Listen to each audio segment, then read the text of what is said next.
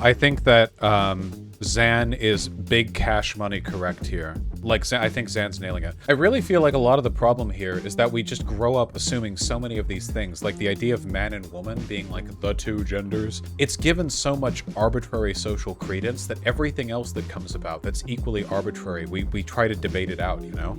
Well, where's the evidence for this? Like, okay, well, where's the evidence for man and woman? Well, they're already things. Like, okay, so now there's a new thing. Well, I thought you said anyone could identify as any gender. You think people should be expected to call others by their nicknames? What if they chose a racial slur, huh? What if this person's chosen name is the entirety of Mein Kampf? With no spaces, just all the characters, it's Mein Kampf. You have to say it out loud every time, the whole thing. You know, this identity is, but if we're related to this, then preposterous. Like, you know, it's like eventually you have to bring it back to the real world, I think.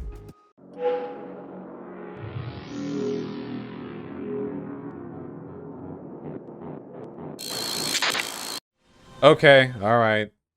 I confess to curiosity. Do you guys want to hear it as well? At least the opening bit. I can't help it. Maybe like the first 20 minutes or so. Where would I find this? Does Xan stream on YouTube? And so these were messages sent over the course of, Oh, yeah. Hanz dropped, like, look. This is from Hans's perspective. Or Hanz started posting. To Xan. Since Vaush won't talk to me about it, I would also love to check about Vaush calling me reactionary. Figured since you're his #1 orbiter, you'd be up for that. I really don't talk to Xan that much. I don't... Also happy to chat about how I'm a huge Destiny orbiter. See you ran to Daddy V. This is like legit unhinged... No, like literally insane girlfriend behavior here. Or boyfriend. Hanz posted these DMs. Hanz posted his own DMs here. He posted these. Why would he post this? That's a great question. You know, there were other people asking that, I think. it's probably like... And I was never, I never made it a... Gender dysphoria means you are... But it's not worth it, especially with how much time it takes to be a college athlete, even like D3, especially for swimming. I was like, fuck that, I'm not doing any of that. But like you said, we can get to the spicy stuff. So I watched your review, and I have some like notes that we can maybe like work through, like one at a time. Sure.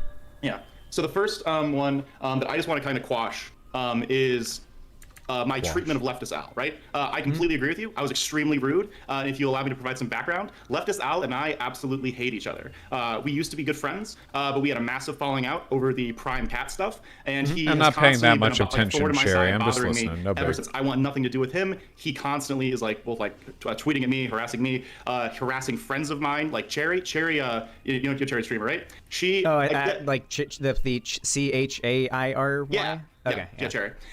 So she was doing a road trip and she stopped for brunch with me and she like posted a picture of us and he found it. It was like, I know Hanz is an asshole. It's like, dude, like, it's one thing if you're fucking with me, but you're also like bothering my friends. If you want to hear like this, like, tell me if the room has anything. Opinion of me. Then like the day I got sexually assaulted and everyone was like, you know, giving me their like, you know, like, oh, I'm so sorry this happened to you. His tweet was, I fucking hate Hanz. That's still a terrible thing to happen to him. Like, dude, just shut the fuck up. If you want to like talk about like feeling bad for something like happened to me. So like, I'm sorry. I was really mean to him. I could have been as mean as I fucking wanted and think it would have been justified, all right? So, like, I just, like, I know that might be a criticism that I went too hard on him. I don't give a single fuck about that. I think he's a worthless sack of shit. So, and I treated him as such, yeah, so. Yeah, I wasn't aware if there was any, like, prior dramas, because from my perspective of that debate, the VOD that went up, I was just assuming that Leftist Al was some... I don't know any details of their prior engagements. I haven't even seen their debate. I just don't have anything to say. Who disagreed with your take in chat and you brought on to debate. No. So it just came off to me as like that was out of nowhere and that seemed unreasonable to me. No, yeah. I would agree with you if there wasn't that context, but hopefully I provided that. Okay, what was the next thing that you wrote down? The next one is, I think maybe it was my fault in terms of what I said. That's okay, but sure. I thought it was pretty clear during the debate. I think I said multiple times that you don't need dysphoria to be trans. So I'm just like clarifying, I'm not trans med. You don't need dysphoria to be trans. So I thought you maybe like heard something, like I said something sound like that at the beginning and you just kind of ran with that for the rest of the debate. But I just want you to know, I'm not trans med. I don't think you need dysphoria to be trans.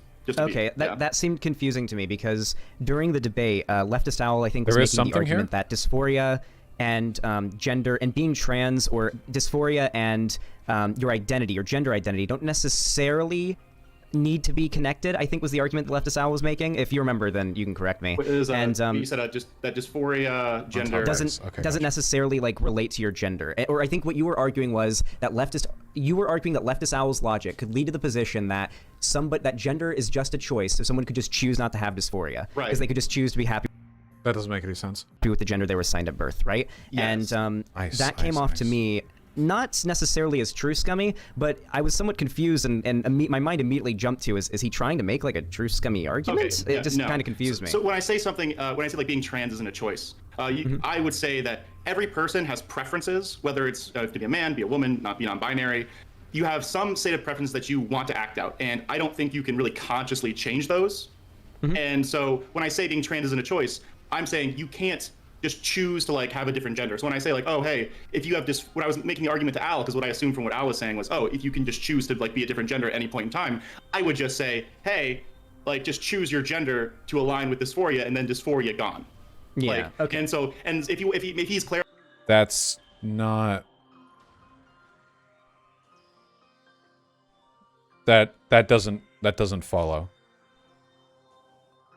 The idea that gender identity is, at least to an extent, a choice doesn't mean that you could just instantly alleviate this. Like that just it doesn't follow.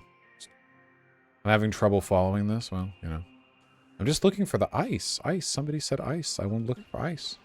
Clarified since then. Again, I haven't talked to Leftist Owl. I don't ever want to talk to Leftist Owl for like as long as I fucking live. But if he clarifies that, oh hey, is that the only not what one? he meant, and he also like has a similar opinion in regards to like say like the preferences thing, and then sure. But when I say like choose to be trans, I don't mean say like choose to come out. I mean you choose your preference. I think all of us have some sort of preference, including say non-binary people who don't have a strong pull towards either like say like either gender. Their unconscious preferences still push them to say like be non-binary, if that makes sense.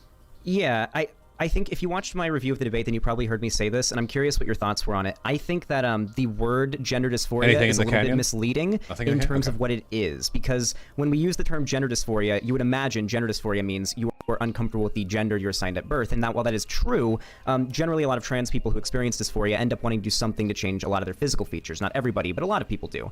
And I think there's an argument to be made that dysphoria, maybe there's multiple types of dysphoria. Some people might experience it in regards to just their social identity. It's not just gender dysphoria, right? You can have body dysphoria. Like I or it's like, like I have a lot of like say friends who are bodybuilders, and they might feel like body dysmorphia, like where they don't feel like their body is like the right way, or they feel like they're like too big or too small, or like they like like there's lots of different things where you don't feel comfortable like in the body that you have, and it doesn't necessarily have to be related to gender. So I can understand that. If we're talking about the different types of gender dysphoria, maybe I'm just not read into that. I've like always been of the assumption that even if there's like a spectrum of like how you feel about like gender dysphoria, like you might manifest in different ways, it still is fundamentally about you feeling as if you're not like presenting, or you're not the gender that you actually are, right? You know, in the case of say like a trans man, he feels that for whatever reason, his characteristics or something like that isn't matching his gender. And so we want to say that if you want to say that's because we have something like internal that things like say sex and gender, or like sexual characteristics and gender are like somewhat connected, not like mapped up one-to-one, but like connected, then maybe that makes sense in regards to like the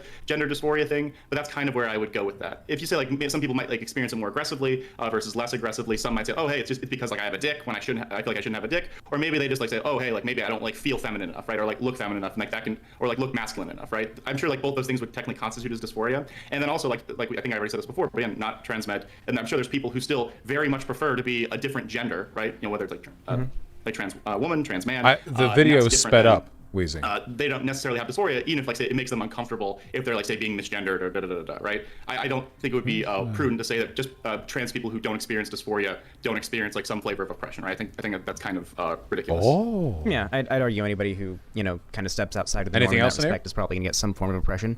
Yeah, so I guess do you want to talk about like what really I guess spawned the entire drama about the xenogender stuff, xenogender and neopronouns? So I guess I'm not so much concerned in debating about. Can I just say, by the way, I feel like I don't say enough nice stuff about Xan, because I actually think that Xan is pretty well reasoned, you know? Like, when Xan, if Xan is a disagreement or an issue or whatever the fuck we have as content creators, bullshit, I feel like Xan is actually really well measured, like his affect, he like, I almost can hear his brain like shuffling papers and then sort of like, like hitting them against the table to level out their edges. before he gets on to the next thing. I think that's nice, you know. Yeah, that's the proper term. A good lad. There we go. he's not really that much younger than me. What was he? What is he? 20? Is he 20? 21? I don't know. 22. 20. Oh my God. Yeah, 5 years. 5 years older.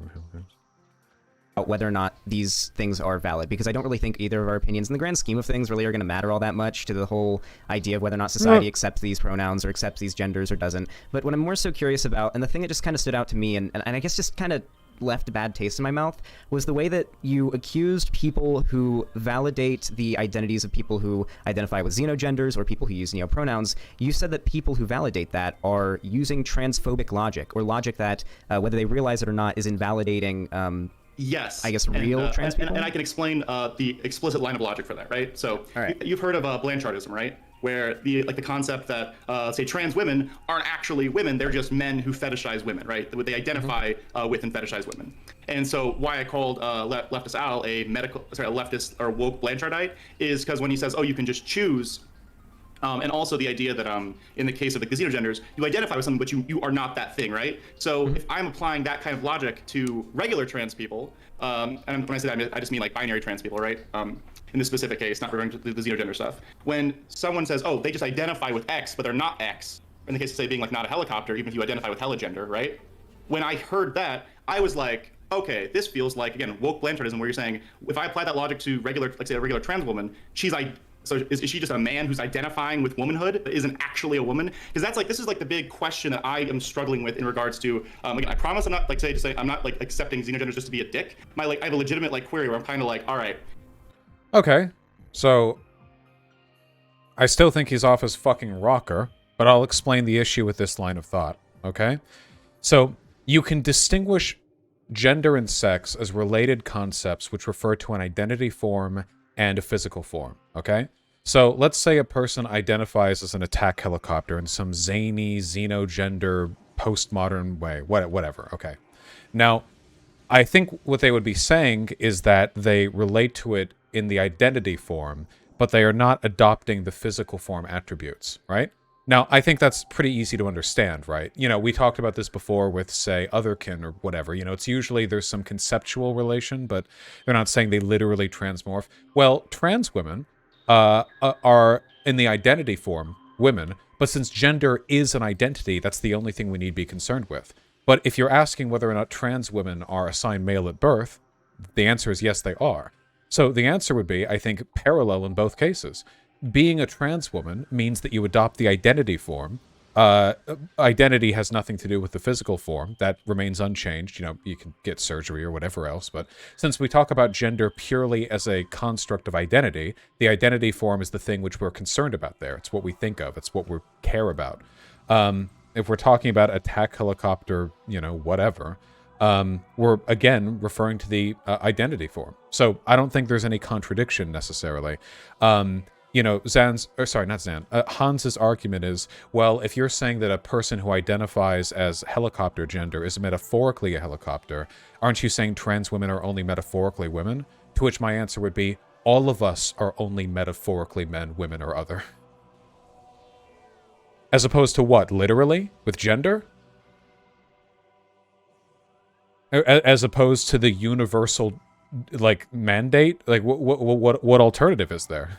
Yeah, it's always been that. You can go metaphor, allegory, identity form, whatever, however you want to couch it language-wise. That's a social construct for you. I feel like these are two different things, and I want to get to your like little chart that you made at the end. I thought that was actually pretty fascinating. I think I agree with most of it. But the idea for that is, I can't square the circle where you have two people and they're both like trans, but one of them isn't actually the thing they're identifying with, and the other one is, right? Mm-hmm. We don't say that a trans woman is just a man who identifies with womanhood. A trans woman is a woman, right? In regards to hopefully we don't have to normatively like deduce that, right? But even xenogender people will tell you, oh, I identify with heligender, but I'm not a helicopter. So my question then is, right, is how are these two things the same. I had this conversation with Dario. I got this one he's I think someone who agrees with your position. He's pretty good faith, and we essentially worked out to if we just say that you feel like you're a different gender, then I would concede that Xenogenders are technically genders, but I would still say that they're not valid in the same way that other regular quote unquote regular genders are. And I think and part of why I guess like I was so frustrated with Vaush and stuff is I can show you like videos from both November 28th and September 19th where he says essentially just that. And so I find, and that's part of why like, I came out so hard against him, is I feel like he was giving a pretty similar take to mine. And again, I'm not trying to like stir the pot so much as like defend myself. I literally, this is like Scout stuff, honor stuff during the I'll be honest. I don't know if I trust Hans's perspective on what I've said, and I don't care enough to go back. I don't know why he's so obsessed with defending himself through my takes rather than just like defending his takes. I don't know. I don't even know if I had those perspectives. I don't know. It's just, yeah. I don't like obsessively catalog all the beliefs I've ever had at any point in time. I just argue what I believe now, basically. Just, yeah, stand by your opinion, you know? Is there anything in the Chapel of the Elders? Gender panel where he was on, there were some people on there that were actively trying to portray him as like transphobic because he, at that point in time, he was not in favor of like neo-pronouns. And I literally remember playing defense as the mod and trying to like navigate that conversation so I don't cancel Vaush. Because back at that point, we were still tight. He was still like, you know, my hero. He's still the one who inspired me to stream. I didn't want to get the guy fucking canceled just because he was on my stream and he wasn't down for neo-pronouns, right? So that's why, so when I say that I know that Vaush's position, at the very least, has either changed or he just doesn't want to say it. So my position on neo-pronouns hasn't changed since that panel. It's still the same. I think that semantically, neo-pronouns are difficult because they effectively take the form of a nickname. But I said that I would respect neo-pronouns back then. Like, there's a big difference between me being opposed to something in a sort of broad, I don't know if this is the best direction sense, and me being opposed to something because I think participating in it is bad or destructive. Like, I think those are very different. Also, it's also clear to point, by the way you deliver this information is pretty critical, you know? And it's possible for two people to have the exact same position, but one of them is arguing it in a reactionary way and the other isn't, which is something I don't think Hanz understands as well. Now, I don't think I have the same position as him. I don't think that's the case. I'm not implying that that's the case, but like I've seen him on Twitter screaming about like trans traitors and, you know, this, that, and the other, and this is ruined and you're, you know, like even if we had the same perspective, that doesn't mean we're doing the same thing. Pretty sure you never said they were trans traitors? I would never fucking say that.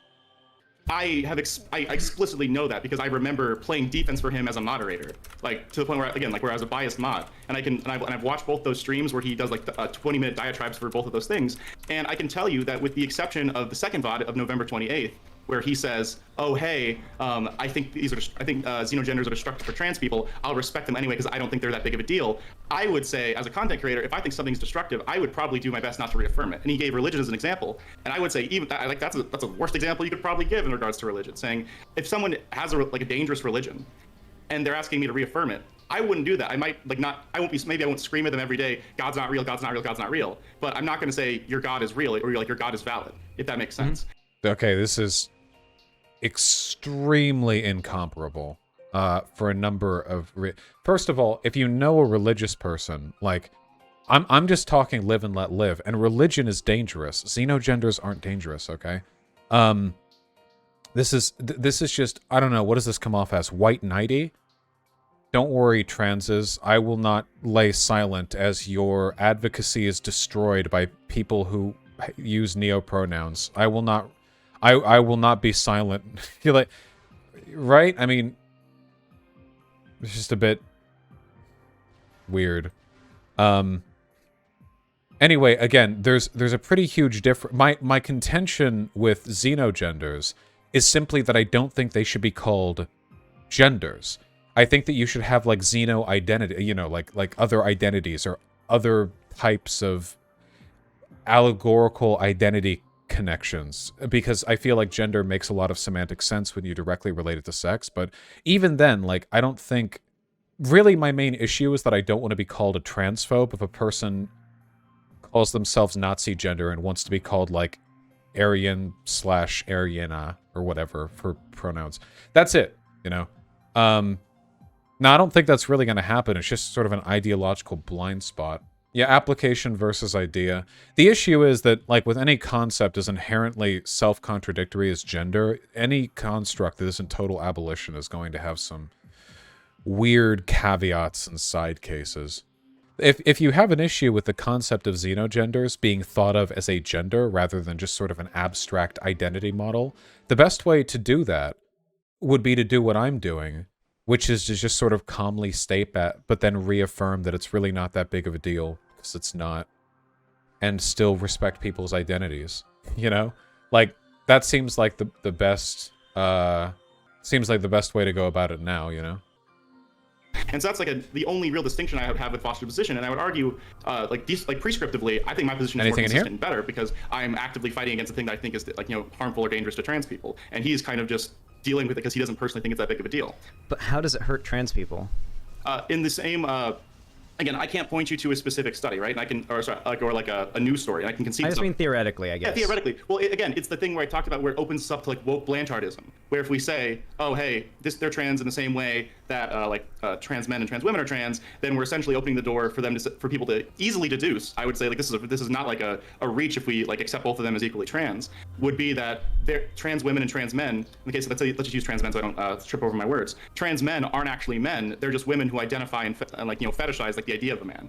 What is a woman? I don't think that's a super big leap, given the explicit philosophy of like xenogenders, is that you identify with something, but you are explicitly not that thing, if that makes sense. Well, so I guess the issue, or I guess the thing that stands out to me most is, so you believe that what validates, or what makes, say, a trans woman valid, or makes a trans man valid, is that men and women are things that you can be. Like a human being can be a man, a human being can be a woman. And you would argue a human being cannot be a deer, right? Yeah, I'd be comfortable making that statement, yeah. Okay, cool. So I guess what confuses me is if we throw non-binary people into the mix, by that standard, what makes them valid? Because non-binary isn't a thing that we can derive from sex. I mean, sex isn't even a binary in and of itself. Right. It's more of a bimodal distribution. But that doesn't. But nonetheless, like non-binary doesn't refer to like. Again, a good follow through by Zan. Intersex people, or like it refers to people who aren't part of the gender binary. So is gender a tri thing, or is non-binary? Do you believe it to be an umbrella? Hasn't Hanz and some other people been saying that there's a gender trinary? Like they've been treating non-binary people like it's just the third gender? Because I've been seeing memeing on Twitter. I don't know how much of that's actually happening, but it seems like it's kind of actually happening a little bit over there. I don't know, the whole pushback I see online right now harkens me back to the super anti-NB days of the trans community online. No, Zan, I completely agree. That's what I mean about the reactionary mindset. That's what Hanz is so triggered over. I don't think he's a reactionary, certainly not in an absolute sense. He's more progressive, probably, than like 98% of Americans. I think I even say that in the ICO conversation. I doubt he even watched it. But you can still have a reactionary mindset. Since starting this stream, you know, back in early 2019, I don't think I've ever been a reactionary in an absolute sense. I think on pretty much every issue I have, I'm probably more progressive than the average American. Varyingly so, but still. But there are certainly times when I've adopted a reactionary mindset. Like when I thought that woke scolds and weak trans people were destroying the left. You all remember that? I don't think that made me a reactionary. I do think that was a distinctly reactionary mindset. I tried to explain this to Hanz, but I did explain this to... Of course, Sam. I tried to explain this to Hanz. I don't think it, like... Yeah, here's what I said. I don't think you even understand the accusations I've made against you. In that conversation with Aiko, my language was measured and fair. I think towards the end I say in no uncertain terms that you are progressive. Only that you've played the reactionary on this issue, that your affect and approach and perspective are reactionary here, relative to the other actors involved. You're not a reactionary in the absolute sense. I don't think my audience took it that way. It's like how Destiny isn't a reactionary in the absolute sense, but he plays the role nonstop these days.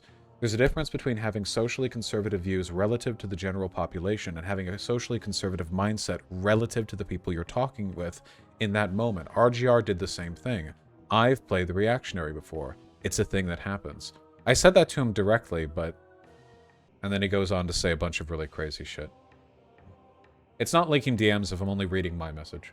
for other identities outside of the binary? Yeah, you could say that in this case, non-binary is an umbrella catch-all for all the people who don't fit on like the binary like gender spectrum.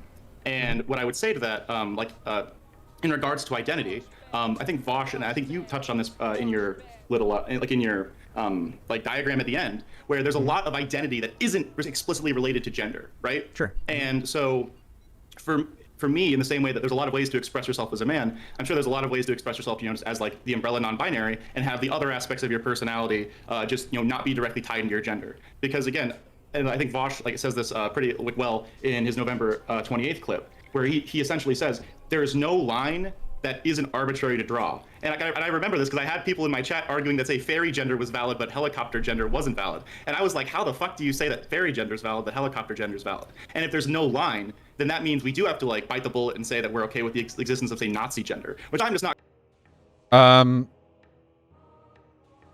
Yeah, we kind of do have to bite the bullet. It's not like there's any objective reason why man and woman should be the only, like, named gender identities outside of the non-binary, like, broad umbrella. We kind of do have to bite that bullet. Maybe the only solution to this is to just, like, okay, you know how people generally respect people's nicknames or chosen names? Like, overwhelmingly, right? Like, if a person says, hey, can you please call me this? Like, it's pretty much expected that you respect it. Well, if a person was like, hey dude, this is my nickname. It's like the F slur, but they actually say it. Or like my nickname is my name is this 800 character compound word I invented. Please don't misname me. It's very important. Like if somebody did that, you just tell them to fuck off, right? Like every time, unless you like saying the F slur or whatever, I guess. But the thing is, like, maybe we just do the same thing with any like perceived gender identities. Maybe it's that simple. Maybe we don't need to, like, draw this massive line in the sand where there's, like, this distinct ideological... Maybe it's like, well, I thought you said anyone could identify as any gender. And then I can say, yeah, but I don't like Nazis. Fuck you. You know, if they're like, Nazi gender, like, you're being transphobic. Okay, I'll be transphobic to Nazi genders. Eat shit. Fuck you. Well, this is ideologically inconsistent. No, it's not. I don't like Nazis. I feel like this... I feel like this is one of the ways in which my debate bro logic brain kind of works against me. What I'm saying right now is both the simplest and easiest solution. It's ideologically consistent with what we already do with people's nicknames, chosen names, whatever else. And it's easier. That way we don't have to waste a bunch of time going like, okay, well, this identity is, but if we're related to this, then, you know, like, instead we can just be like, no, I just don't like Nazis, so like, I don't care. But I'm Nazi gender. My pronouns are er and yan, and if you don't respect them, you're okay. I'm a transphobe to you. I'm being transphobic to you right now. I will dead name you. Your name is not Adolf. It's not. No, it's not. It's Gregory. Shut up. Shut up, Greg. Then they start crying. You know. Honestly, that sounds like kind of fun. I've always wanted to be transphobic and get away with it. I'm sorry. Let's continue with this. Not comfortable with, and I feel like because I don't have a good arbitrary line to cut it off at, and no one has presented me with a good one, I kind of have to dismiss all of it wholesale. If that makes sense. I'd be willing. I'm gonna go ahead and take a guess. I imagine a lot of the people. Right. Why can't they do the same if they don't like trans people though? They can. They're Nazis. Do you think that they wouldn't do that if we had a different set of standards? Like, do you think that if we were like, oh, okay, your name is Adolf and your pronouns are er, yan, they'd be like, oh, all right, well, then I'll respect your identity. No, they won't. Got upset about the helicopter gender thing and said that's not valid, but say, for example, fairy gender would be, even though, logically speaking, if you were to justify... Sorry, we're in unexplored territory, which means that we are not hunting for items right now. We're just completing it room by room. I imagine many of the people who say that helicopter gender isn't valid, had they met somebody they believed was sincerely identifying that way, they would respect said pronouns and identity. I think that was more so a visceral emotional reaction from many people in the trans community upon hearing you invoke a very common and very infamous transphobic saying as a way of, I guess, arguing against the concept of neogenders and neopronouns. I understand the initial thing, but I would say that is too much of a reach, and I would not accept that like classification. Like up until this point, I don't think I've ever like said anything that could even like be hinted as it being like transphobic. I never really made like any strong claims that xenogenders are pronouns. So I feel like when I made that, I only used that because I was told that like if that was valid, then it would be valid, and I used it because it's the most well-known example, right? Everyone knows like the idea of like identifying it as a helicopter, and so it was very frustrating to me in that initial thing, and was because I had half the people were saying, Hans, you're a transphobic piece of shit for invoking this, and then I had like the other half of people being like, hella gender super fucking valid, bro, and I'm like, oh, like how could, like if it's valid, then it's not a problem for me to invoke it, and if it isn't valid and I'm invoking it, then yeah, that's transphobic, but it's supposed to be. I don't think there's inherently anything wrong with Hans's questions here, by the way. I'm not trying to sound patronizing when I say this, I swear to God, but like what we're talking about right now is literally like the advent frontier of gender discourse. You know, like we're talking about insanely esoteric hypotheticals relating to the fringe cases of gender theory. So if he's just got like some concerns about this or whatever, or even if he was a bit antagonistic while resolving these concerns, I don't think that's really a crime. I think that's fine. I've done that. It's just, you know, I think he went a bit beyond being a bit antagonistic and took a hard right turn into Looney Town. You know. Valid. And I was just using it again, like Twitter. I'm trying to get more people to click on the thing so I can like see the poll. And I thought that poll was pretty interesting in regards to like what it meant. Like, oh hey, is this still like bigoted, or is it? Is there a difference between, say, not gendering someone who's a xenogender correctly versus, say, not gendering a trans woman correctly, right? I think that was, like, an interesting question. I think a lot of people, I would say, gave, like, pretty normal responses, where I think Vaush did this, too, where it's, where being or not gendering, or not agreeing with someone's xenogender might be like a dickish move, but you're not transphobic. And I have explicit clips where he's saying like, oh, hey, like, you know, if you're gamer gender and someone says that you're like not actually a true gamer, like that's not them being transphobic. And so if we're doing the thing where we just put every aspect of identity. So whether or not it's transphobia is kind of a semantic game, depending on whether or not you want to acknowledge the whole helicopter attack gender thing as an identity or a gender, you know? I prescriptively, I prefer identity broadly rather than gender, but I don't think it's like that massive of a line. If it is transphobia, though, I would say that it's of a lesser category, in large part because of the relative harm assigned. Like, so for example, we talked about this earlier today. Cracker is a slur. I believe that. But I don't get mad when people say it, because I don't think it's as harmful. Yeah, exactly, Annie, yeah. So we've done this before. So, like, is saying a person isn't attack helicopter gender transphobia? Sure. Why not? But like Cracker, which is also a slur, it's, you know, probably not as bad as some other forms of transphobia. The relative social weight, harm caused. Identity as gender, that's fine, but then we've essentially like lost the meaningfulness of either of those terms. Like they're just become synonyms now. It's like, oh, my identity and my gender just encompass everything, right? Part of my gender is that I'm a gamer. Part of my gender is that like I'm a powerlifter, right? Part of my gender is that like I'm blonde, right? There's plenty of things that I possibly, you know, that might end up just being the direction things take, you know? Gender is already such an abstract, esoteric thing. Maybe in the future, gender and identity will have almost synonymous meanings. Or one word will be phased out in favor of the other, you know? Like, and they just sort of bleeds together into... yeah, that seems like it's not an impossible semantic direction for things to take. No, extra cat, I understand that. I've made that prescriptive statement, but things take the directions they take, and even if I think there's more utility to referring to xenogenders as identities rather than genders, I don't determine what words mean. You know, I'm not a linguistic prescriptivist. If xenogenders are understood as a gender thing and not as a broad identity thing, then I don't really have the power to undo that discourse, nor should I. Oh, there we go. There's a truck on the underside. Hey, Riverboat Jack. So noted, Zan. I would say are outside of my gender, and maybe I'm just like stupid, right? Where I can't really qualify or quantify the part of gender, which like again, like I don't think, hopefully people don't call me like transmet, right? Like this is like from the World Health Organization, where they say like gender refers to the characteristics of women, men, boys, and girls that are socially constructed. And so I can see how. But by that definition, when like because what I'm curious about is, and I want to get to like the Vaush thing in a minute, because I know that's obviously part of what we have to talk about. I'm Vaush. I asked this before, but I want to. Zan, I'm so sorry you have to put up with this. I hate answering for other people, and I'm sure it must be frustrating to answer for me, though I don't feel I have anything to answer for here. Still imagine that's probably pretty annoying. see if I could, I guess I don't know if you heard me or whatever, but by this standard, I want to know, what do you think validates non-binary people? If xenogenders and people who use neopronouns aren't valid, what are we deriving that validates the existence of non-binary people's identity? And so I would say it fits pretty neatly into the concept of preferences, right? Both cis people, like I say I'm a cis man, my preference is man, right? And that's my underlying preference. It's unconscious. I don't wake up every day and choose to be a man. The combination of like unconscious preferences and stuff pushes me to be a man.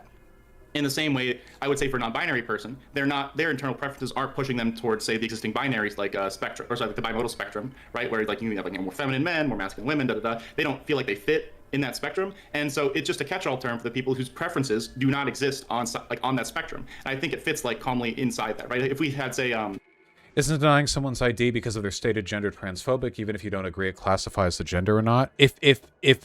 If descriptively we're talking about gender here, then yes, it would classify as transphobic.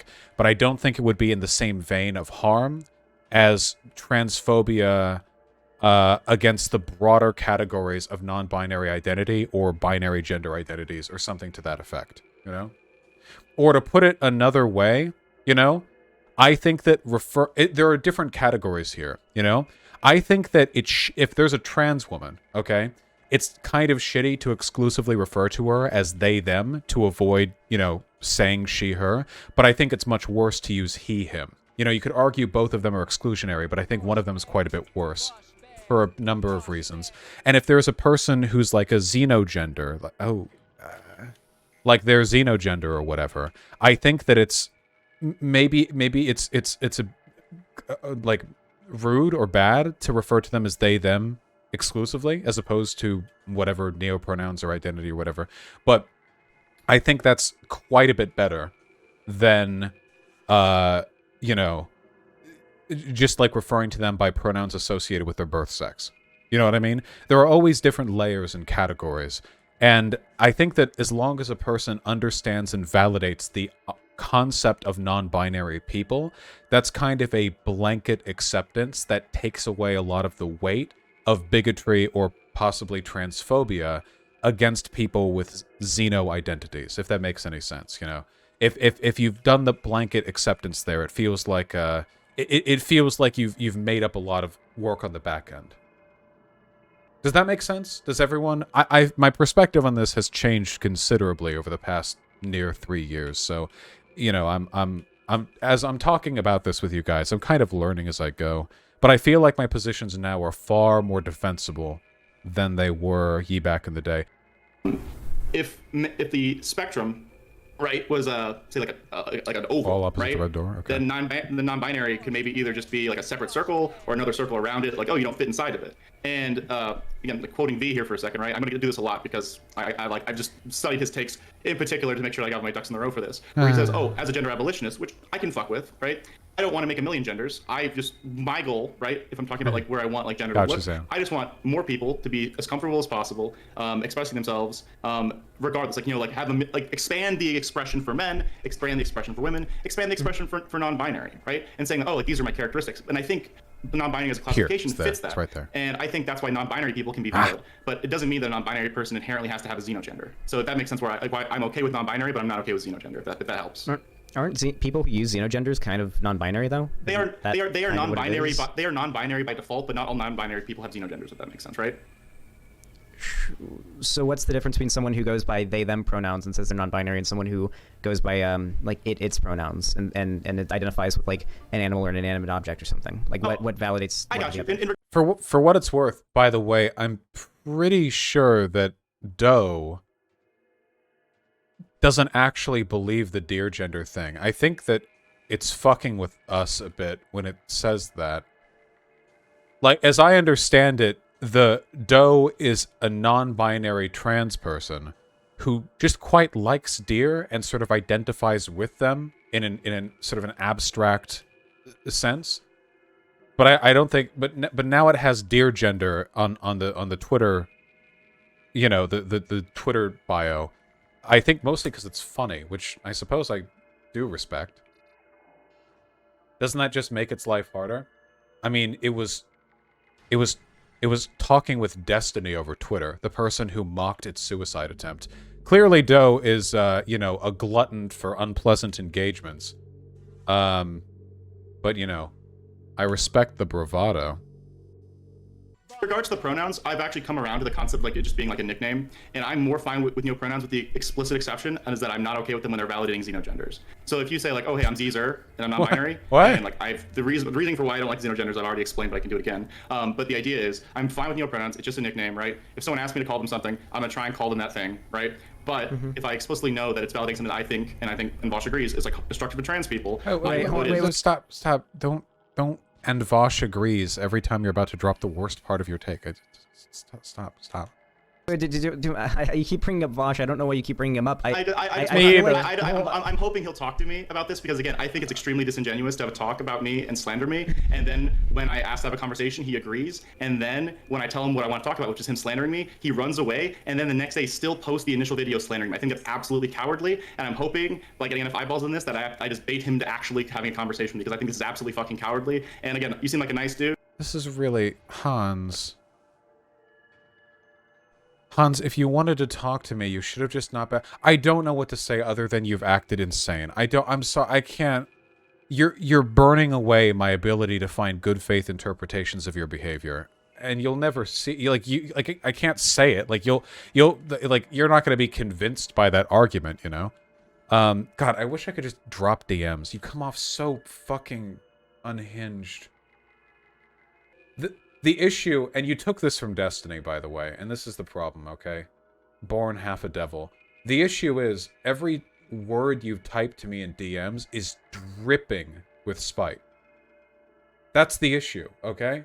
This isn't an attack on you being emotionally involved. It's fine, being emotional is fine. It's that every word you're it's like you're slathering, like saliva's dripping from your mouth, like you're so emotionally involved. And the reason that's an issue is because it makes you deeply irrational.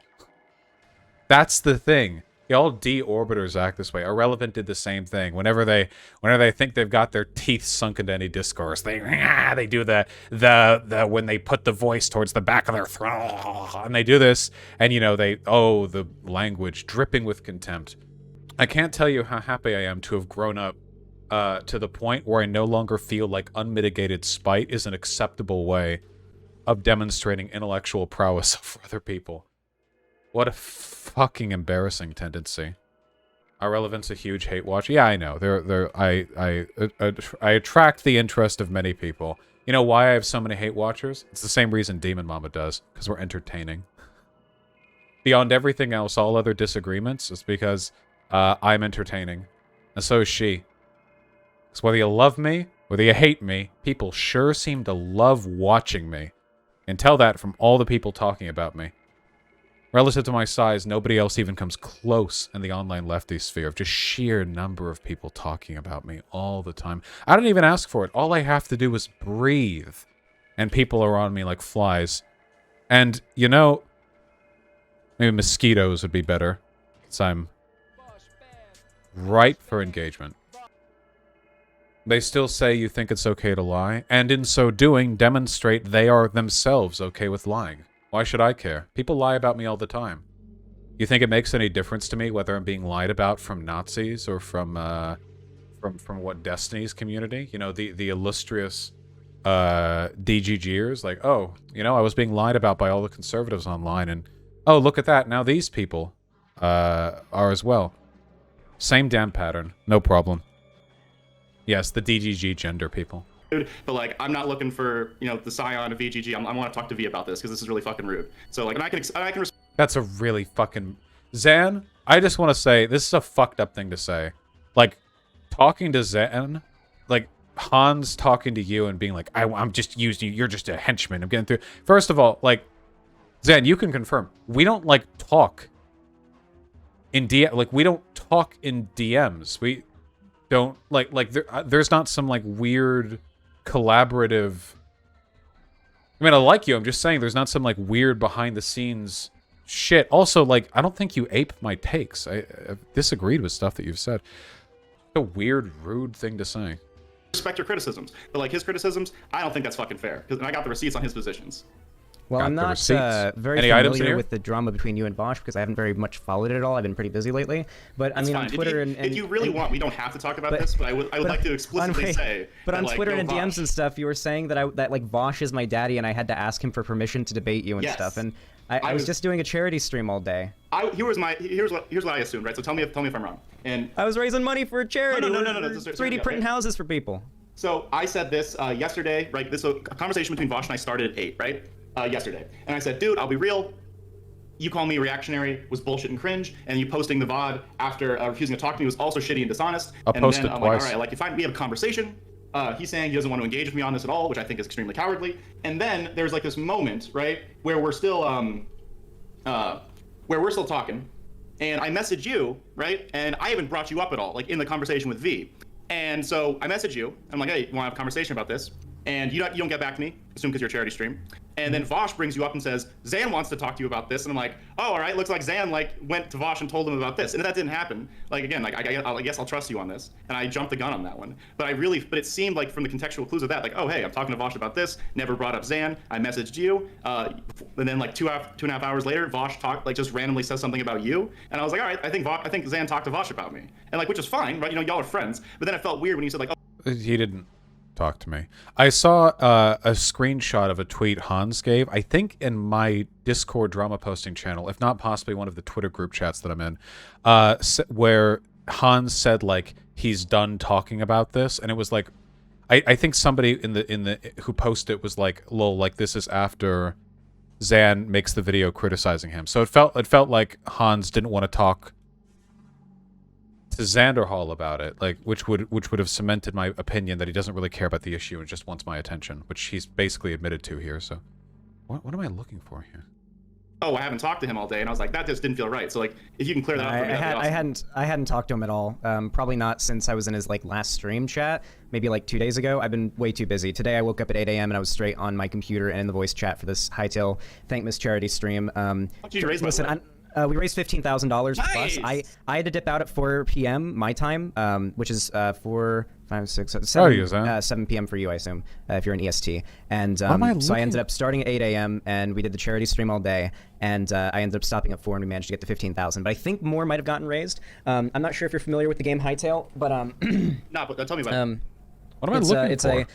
Imagine if you know how Mario kind of invented, or you know how Metal Gear Solid kind of invented the nope. like stealth. Sure, like to this game, since I'm talking devs and getting to meet the to me it's reality. I wanted to have a conversation with you about was you said that you were nervous for me about why I'm like so aggressive and like why I've been doing this, and you're nervous like I'm doing this just like to get in the good graces of Destiny and DGG. I want to clear up a couple things like pretty quick, right? So yes, I interact in the Destiny subreddit mostly because it's the biggest subreddit where I can plug my shit, right? I'm got that Sigma grind set. Whenever I make a YouTube video, I fucking pay my editor good money for that shit. I want to get as much fucking eyeballs as possible. So I'm gonna post it on my Twitter. I'm gonna post it in every Discord. Oh, sorry, Dose says. Guys, a little behind, caught up now. I'll have you know I'm not a glutton for negative engagement. Destiny's just something, and I thought I was going too far if anything happened. You're right, I don't believe I'm dear gender. The concept of gender just sort of breaks from the inherent sex classification connection. It's all in the purpose of a movement towards abolition. I'm writing a thing about it so these other people can finally stop telling me what I believe. Doe, you are naive beyond imagining if you sincerely believe that writing out something is going to keep these fucking jackals from misinterpreting your beliefs. But, you know, I respect it.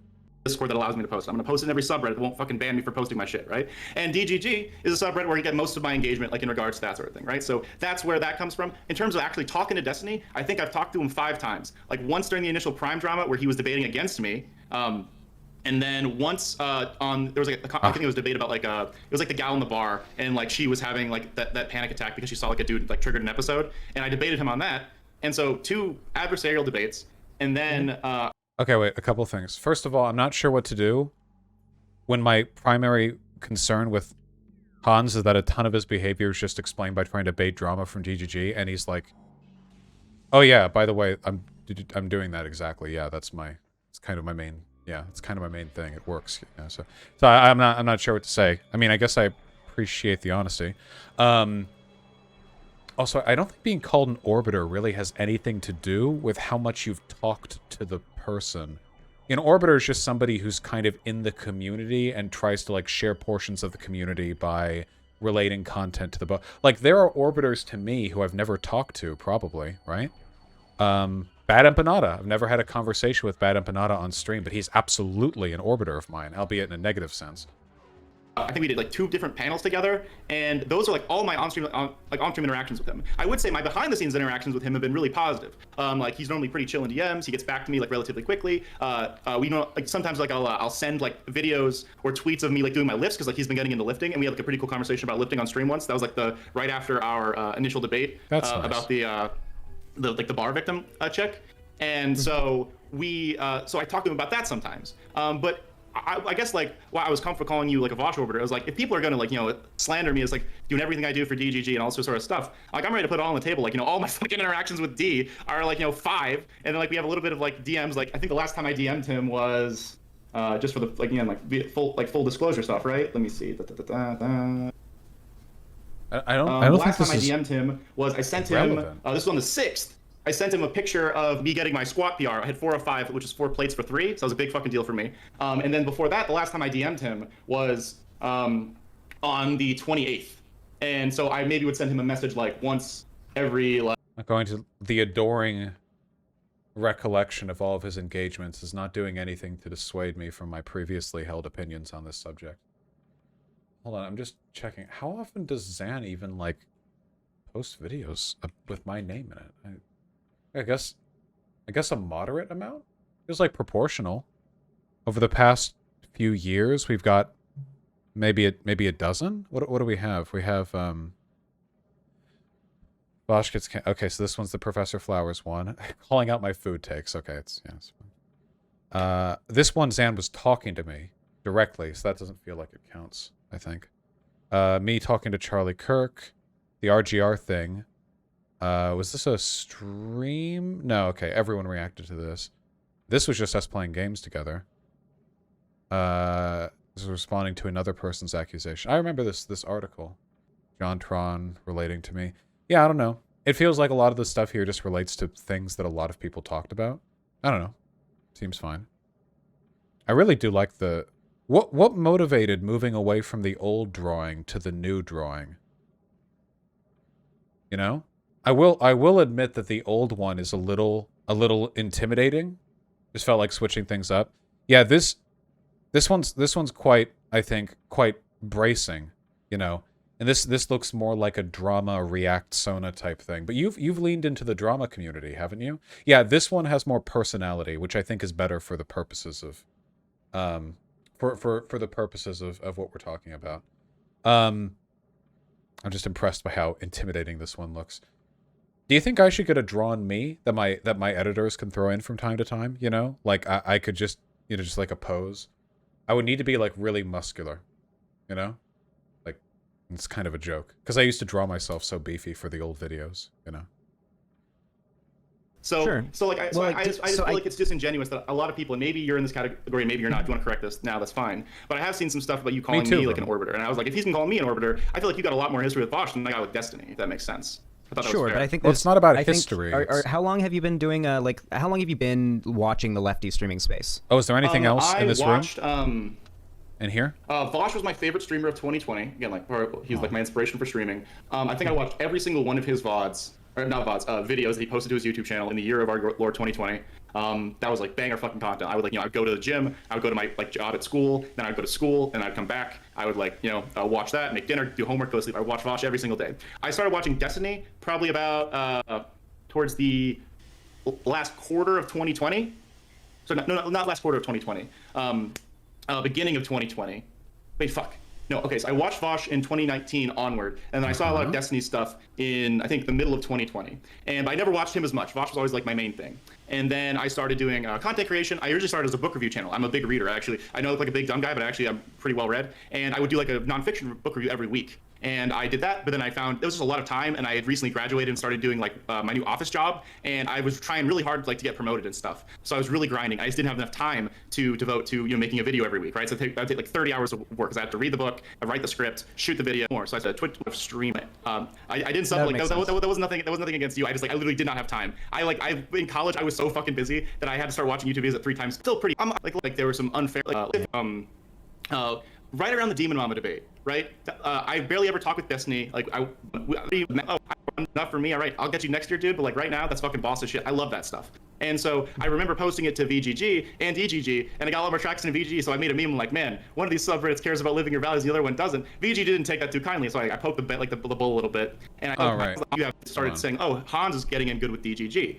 And then I also contributed to this because I remember posting a video about living your values as a lefty, because I'm actually really big into like living your values, right? You know, if you have money and power as a lefty, I think you should really... The whole living your values shit is like the ultimate virtue signal for fake socialists, dude. Holy shit. This would be like me like approaching him, asking if he deliberately avoids using any tax write-offs to pay the government more every year, every April, because he believes in raising taxes, and when he doesn't, I walk away smugly. You know, it's Jimmy Dore shit is what it is. It's Jimmy Dore tier behavior. Yeah, like, oh, why do you hate Justice Dems and hyperfixate on them? Oh, they're not living their principle. Well, how are they not living their principles? Well, they're not as lefty as they say they could be. Like, it's always some broad, you know, like universally applicable criticism. Oh, God.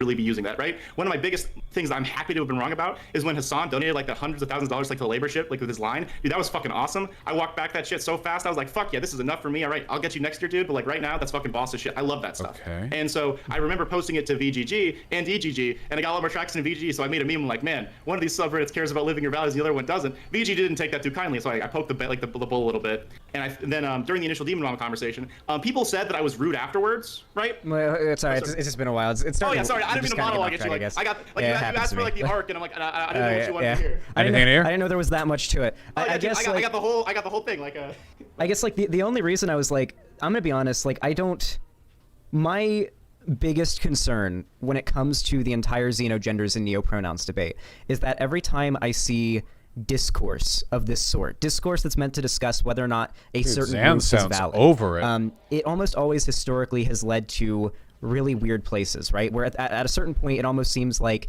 the idea that insert group isn't valid or insert group has gone too far or insert group is crazy is like the undoubtable decision, like the undoubtable position to have, right? Like back in 2015, 2014, 2016, if you were like a public figure who thought non-binary people were valid, you were just the biggest SJW on YouTube. You would be roasted by the entire internet. Nobody believed non-binary people were valid back then. 20 years ago, 10 years ago, same would go for transgender people. Hell, the whole Stonewall movement was all about like gay and lesbian liberation, but it was started by trans people, and they sort of like excised them out because they saw like, well, people who we can't.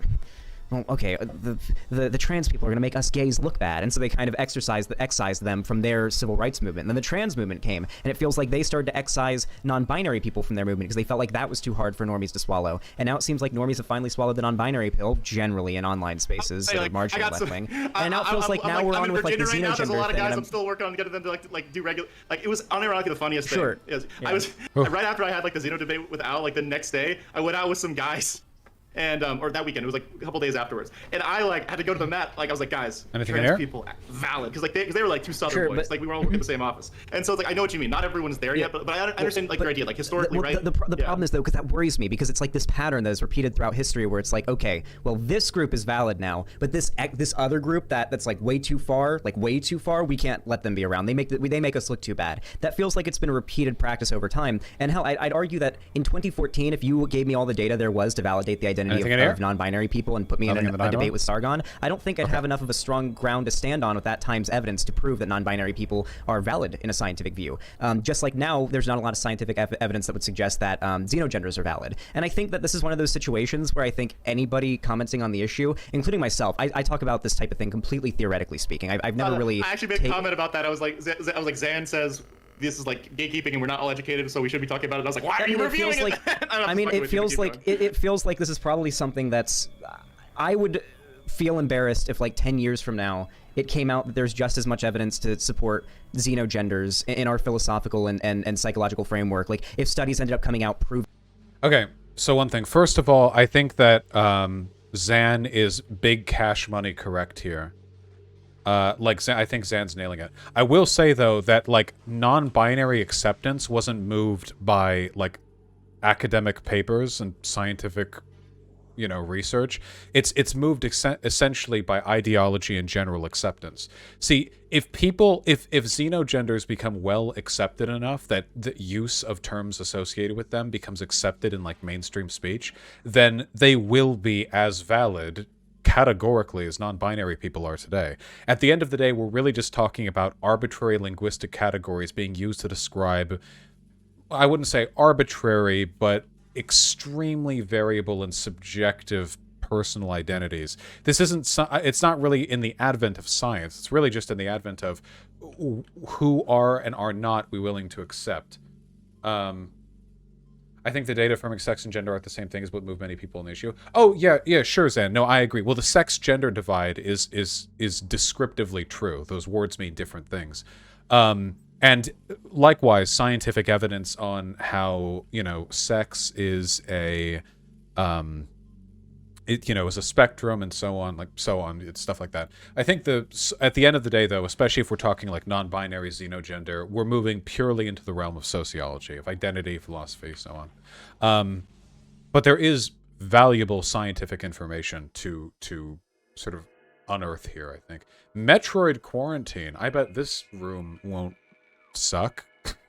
Definitively that like validating people with gender identities is like overwhelmingly good for their mental health. Like I'd feel really shitty if I took the super hard Xenogenders are transphobic and bad stance if 10 years from now it turns out you actually validating their identities helps them a lot, and we were actually kind of doing something really mean. Because like very well-meaning and well-respected people have made this mistake, right? Shuanhead, I don't know how you feel about Shuanhead, but she's she's always been good to me. I don't want Shuanhead has apologized for it, but she did say and do some pretty NB-phobic stuff back in the day because at the time she had no reason to believe that she was in the wrong. Just like I feel like many people on your side of the Xenogenders debate thing feel like you have no reason to believe that you're wrong, because it feels very obvious, and I have no doubt that maybe it could be. But this just feels like something that maybe needs more time and evidence studied to it before we can like make that definitive statement. I understand what you mean, and my question, right, is I feel like you could essentially say that for anything that isn't currently accepted, right? I don't want to follow. People in my chat are screaming. They're like, ask him about incest and ask him about like pedophilia. Morally neutral. And I don't morally neutral incest. Okay. I don't want to like try. I'm not trying to be bad faith there, right? But like but I think the idea. And I've seen all the classic Destiny debates. Right. That was how I got out of it all right there. So. Right. But the idea then is, right,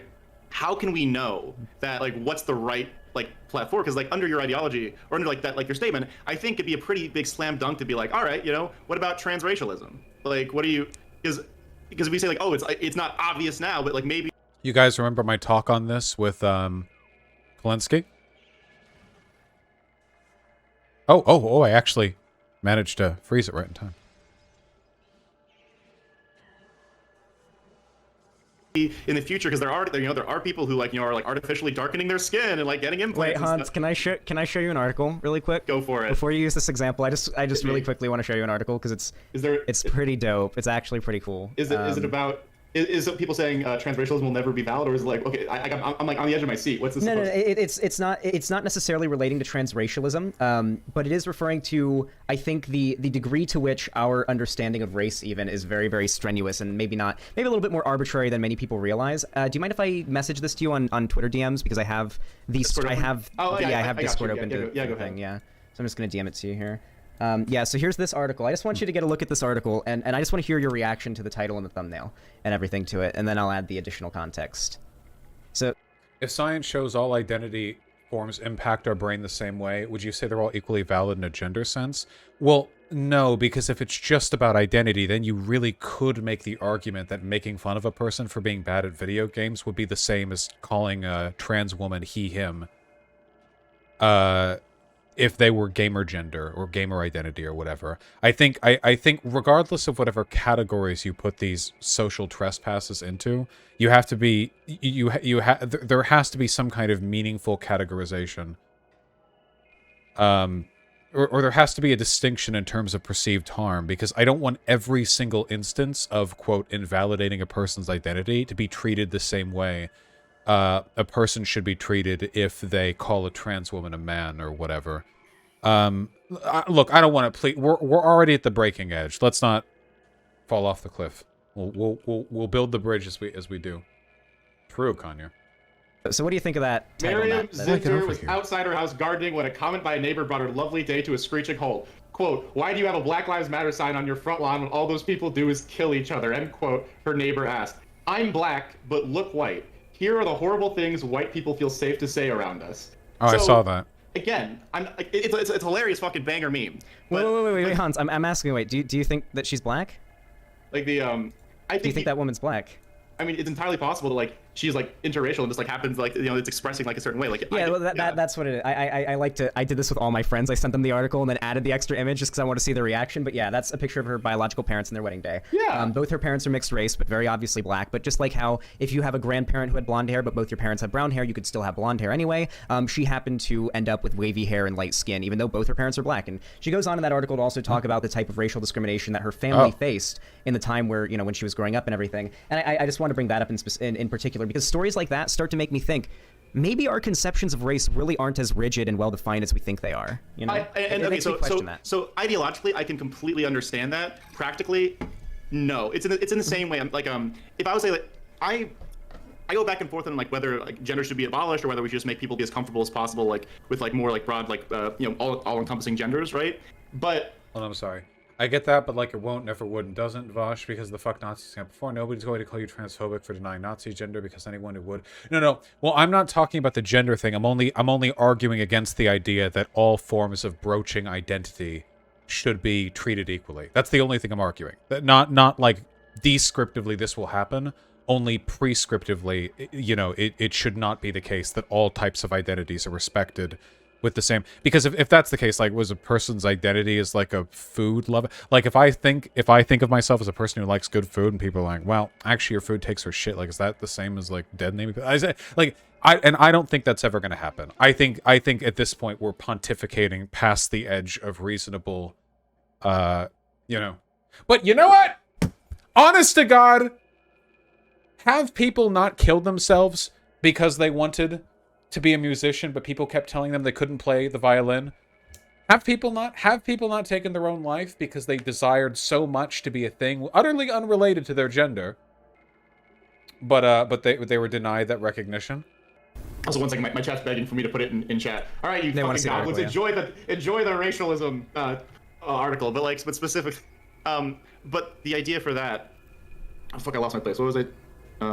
Oh yeah. Okay, so the idea is that like if we abolish race and we abolish like gender, right? Like the two worthy things, right? Mm-hmm. In terms of abolishing, long term, sure. If we like act in that way now, a lot of problem. In the sense that if we say, oh hey, right now, there's a lot of say trans people who very much don't want to be misgendered, who very much like feel with their gender, and it's an important part of like how they feel, right? If how would you feel if I said, yo, I'm a gender abolitionist, I'm gonna fucking call anyone whatever fucking pronouns I want, doesn't fucking matter, I don't believe in men or women, we're all just cubes, like. How do you know that people who identify with neopronouns and xenogenders, how do you know that they don't feel a genuine amount of unhappiness and depression possibly when their identity isn't validated, but feel a feeling very similar to that of gender euphoria when they have their identity validated? If that was proven to be true, would you still find it to be a good thing to validate their identity, or? At this moment in time, I would say no, and I'm fine biting that bullet in regards to making some people sad now. In the same way that if someone says like, oh, there we go, I guess. I don't think at any point this is a position that I've had. But isn't that gatekeeping? Yeah, sure. It's the definition of gatekeeping an identity. And I feel like every time that a group of people has gatekeeped an identity from a too radical extra identity or too radical whatever in the past in regards to the whole LGBT thing, it just feels like every single time up till this point, it's always been a disaster. It's always been a mistake. You've always, like, people who are the gatekeeper in these situations have always ended up being on the wrong side of history of everything. It just worries me that so many people are so quick to jump on board with something that resembles that exact same tendency all over again. It's like, are you sure you don't want to just like hold back a little bit, like maybe a year? I don't want to talk about this anymore. I don't know if you know this. Like, the only reason I even like responded to the Vaush thing is because like they made. Because him and Iko like had that chat about me. I literally promised my chat. I think it was like the day after I had the debate with Left Us Out. Everyone's like, shut the fuck up, Hans. Stop talking about it. I'm like, all right. In the interest of my chat and all the people. Hans's behavior on this matter strikes me as the exact opposite of a person who doesn't want to talk about this. I'm sorry. It's look, if I was a casting director and he was an actor tasked with the role of person who doesn't want to talk about this a bunch, he would not get that job. He would not. People who are extremely angry at me on Twitter, I'm gonna stop talking about xenogender stuff. And I tried not to talk about it, and then everyone else kept talking about it and kept adding me about it. And like everyone wanted to talk to me about it, including you. You DM'd me that one time. You're like, hey, you want to talk about it? And so, and then I was like, just leave it alone, Hans. Leave it alone. Until I saw the Vaush thing, and I was like, all right, I can't not respond to that just because of the size and scope of him as a creator. So that was the only reason I got back in this game to talk about this. I'm totally fine leaving it. Like if we want to say that it's such an inconsequential issue, we should all just fucking stop talking about it. That's fine. But like if you press me, like I'm gonna try and give you like my reasoning for why I support those things. And again, like I'm not saying we shouldn't talk about it and that it's an inconsequential issue. I mean, we are talking about people's identities. These are their lives, right? And they really do care about these things. If you talk to somebody who identifies with neopronouns or xenogender, this isn't just a niche political topic to them. To them, this is their lives and how they identify. Damn, Zan, you're tired coming into this? You're killing it, dog. You're fucking... You're a chef. You're making a dish. Just very, very pointed, you know? Always the right questions. And now you can... I don't like to make a habit out of speculating on the validity... Keep speculating, Abby, do it! Speculate harder. I said keep I'm not No, I'm not talking about you at all. No, I don't make a habit out of speculating on the sincerity through which somebody identifies. That's just not something I make a habit out of, and I don't think anybody really should. And that I feel like that's the main problem here, because... People, right? We have to. On Nazi... introduce me to somebody who's Nazi gender. No, I like... That's the thing, though. That's the thing, though. We can talk about theoretical... That's such a good answer. Introduce me to somebody. Okay, Nazi gender. Find me one. Well, I'll deal with it. I'll deal with the problem if you can prove it exists. Find me one. Bring them to me. What a good answer. Find me the one who identifies as Nazi gender. Just theoretical situations. We can talk about theoretical situations. What I'm asking is, right? Like again, like we're big brain things. Vaush, it's called a hypothetical to test an idea. So this is where like the logic brain thing fails, right? The issue is that we already have a bunch of social conventions that we generally are expected to respect, but sometimes you don't have to when the person's being a dick about it. Like if a person made their nickname like a racial slur or something, you know? No one would be like, you think people should be expected to call others by their nicknames? What if they chose a racial slur, huh? What if that happened? Well, then I wouldn't do it. Well, then isn't that inconsistent? No, I don't think so. Well, and you're deciding whether or not it's valid. You're gatekeeping. Yeah, gatekeeping against racial slurs. I'm fine with that. I do that in other ways too. You know, that's actually I'm pretty consistent actually. Where, you know, I have. Well, isn't that arbitrary? Well, yeah, but isn't all the language preferences we adopt arbitrary? Like our decision to prioritize certain, like this thing, like arbitrarily, I will prioritize being friends with people who don't say racial slurs. Like, yeah, okay, we already have decorum as a regulating mechanism for a lot of these concerns. Now, this is something I believed for a while, and maybe it's still something that I guess I'm working on internally a little bit, but I guess it's just, I just don't think it's a problem, really, you know? Or to put it another way, demonstrating a hypothetical error is not sufficient. You then have to subsequently demonstrate it's a real problem worth worrying about, you know? Because if you wanted to, you know, you could be like, well, all right, but would this bridge design hold up if a meteor came down and crashed into it? And you could be like, well, I suppose not. And they could be like, all right, so don't you think we need meteor shielding?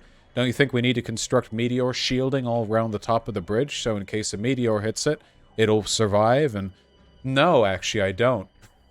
I don't think that's a thing I need to do. So you acknowledge there's a possibility that your recklessness will let people die? Yes. I am not building meteor-proof shielding. That is correct. This is preposterous. Like, you know, it's like eventually you have to bring it back to the real world, I think. I've been having so much fun streaming the past couple of days. Thinkers, right? So like what I'm asking you is like, sure. If you're just saying it doesn't exist, then like what's to stop me from being like, I think everyone who says they're a cuttlefish or a helicopter, they're just fucking faking. I haven't, like, you ain't no helicopter. Like, I just, when you say like, oh, this like gender is bad, yes, by this standard, you could also argue, why can't somebody just pretend to be a girl to get all the benefits of being a girl? It sounds like it's a fairly similar argument, right? True. That it's meant to be this.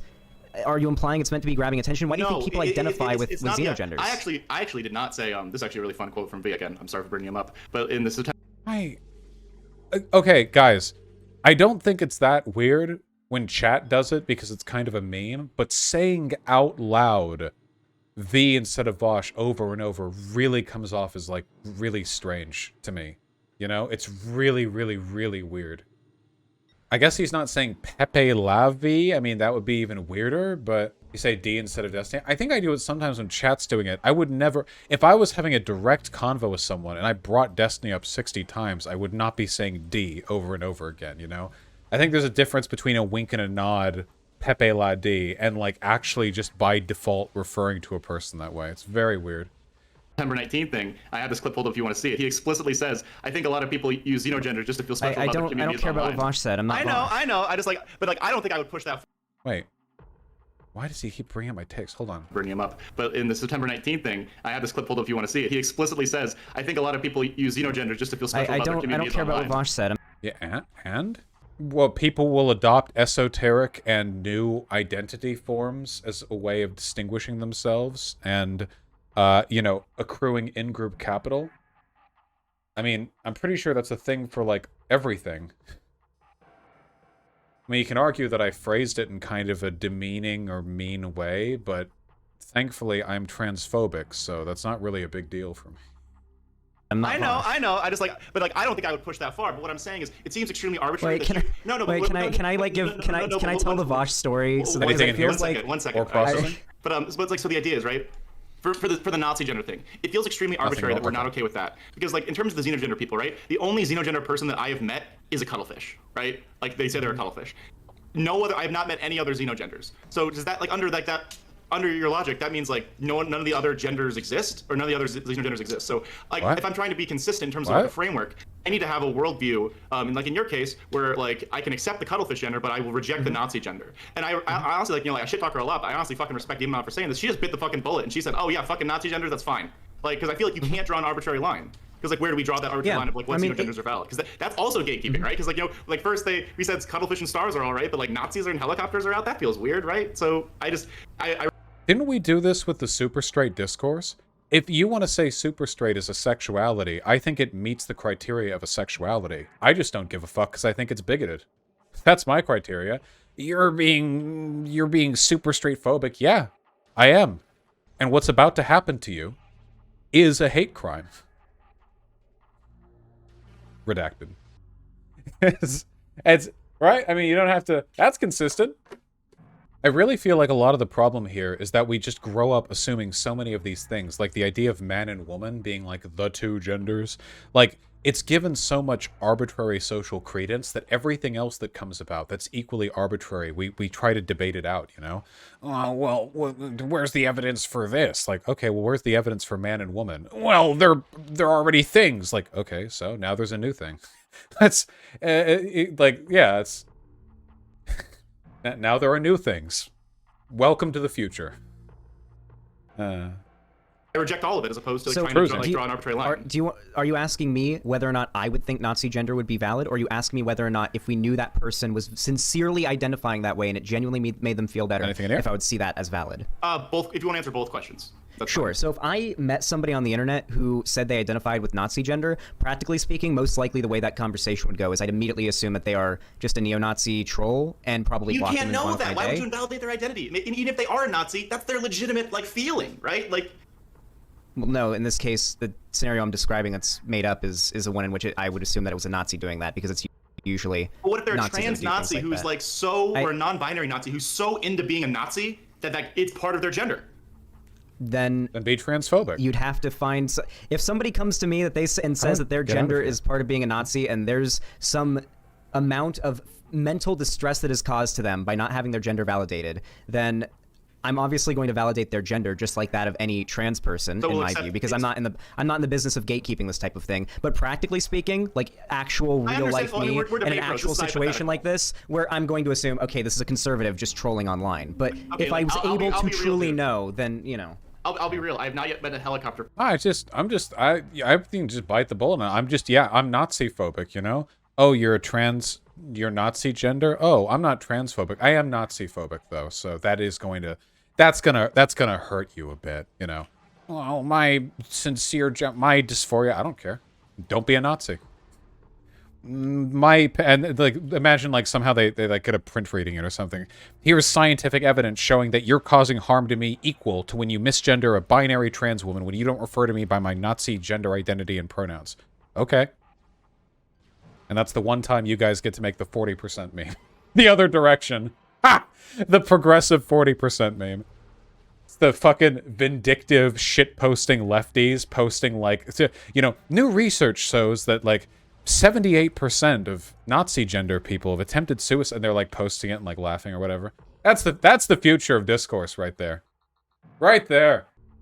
A little too much chili there? Okay, I'll put it another way. The utilitarian gain that you get by rejecting Nazism in all forms exceeds the utilitarian gain of respecting people's gender identities when their gender identities are Nazi-aligned. There you go. By a vast amount, by the way. By like an exponential, by a tremendous gulf. By uncountable distances, unimaginable canyon, there is a difference. Because Nazis are bad. Yeah, that's why we need the low-tier God emote. I swear to God, I'll get it up soon. This is a fun convo, isn't it? You know, this is good because, you know, we get all the fun bits. You know, we get to be a little transphobic, hypothetically. Everyone likes that. Everyone has fun.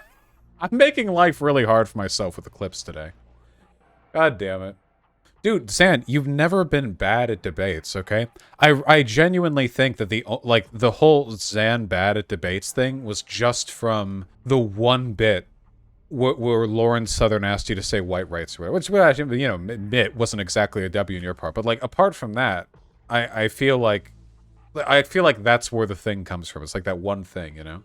I had zero debate experience before starting YouTube. Yeah, whereas I'd been fucking around with it for like 8 years. So it's, you know, it's an ongoing engagement, I think. Ongoing process, yeah.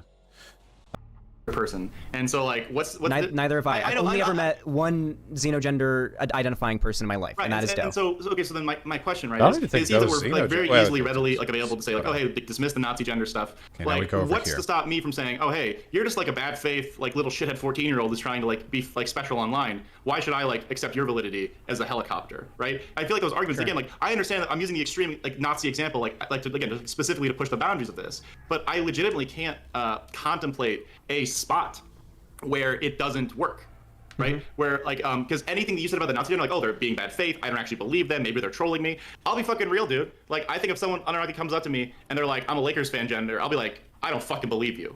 Like, and I'd probably have that reaation too, because my immediate response would probably be, are you like a conservative? I don't know. And I understand that the idea of there being genders that don't wait. So the only issue with this is that this argument applies to binary trans identities as well, you know?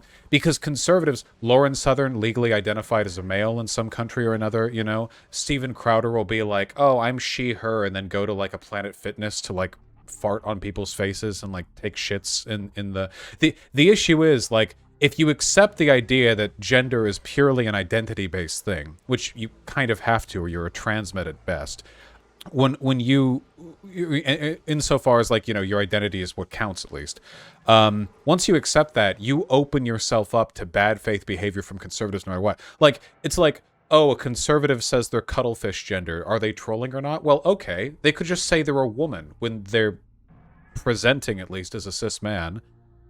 Like, this can already happen. This element of bad faith engagement with the, you know, gender identities, that's already a thing that can happen. So, Sean, it does have I ever happen. Called you a conservasexual? When did I say that? Because that's hilarious, and I must have been high when I said that, because I don't remember it, and high me is pretty funny if that's the case. What'd you say? Conservasexual? Sean Head in chat said I called her conservasexual. Okay, like, Shu, is that wrong, never though? Did, but like, you would. You seem to like, again, like, your preferences are fine, but, like, you seem to, like, go for, like, you know, the far right guys. Like, I'll be real, Tucker Carlson looks like a bunch of mashed potatoes with, like, half a coconut on top, but you, like, sit for that guy all the fucking time. I can't really say much if you've seen my Twitter timeline and anything I've said about any conservative politician who's a woman and over 30. Yeah, just don't look at my Twitter timeline on that one. Wait, what's your Twitter timeline? 1 second. All right, listen, I've got a thing for MILFs, all right? I'm very into MILFs, especially blonde MILFs. I think MTG is hot, all right? I think, what's her name? The Boebert, what's her name? I think the Boebert lady is hot. I think, like, yeah. Okay, Boebert. Sarah Palin, I've had a crush on Sarah Palin since I was, like, 10, all right? Okay, but, like, young Sarah Palin, like, that's the. Like, hey, you ever seen that one video, Nailin' Palin? You seen that one? I have not seen it. I'm not. Give me some. You seen it? Yeah, come on, give me some. Give me some. Give me some. You seen it? Yeah, come on, give me some. Nailin' Palin? He hasn't heard him nailing Palin. Oh no. Okay, if I had to, all right, being super sexist for a second, all right? Like, if I had to rank them, I think old Sarah Palin is more attractive, and then Lauren Boebert. MTG, I'm tight. Insane. Listen, if we can, all right. So I guess if we can get serious again, I guess my main, at the end of the day.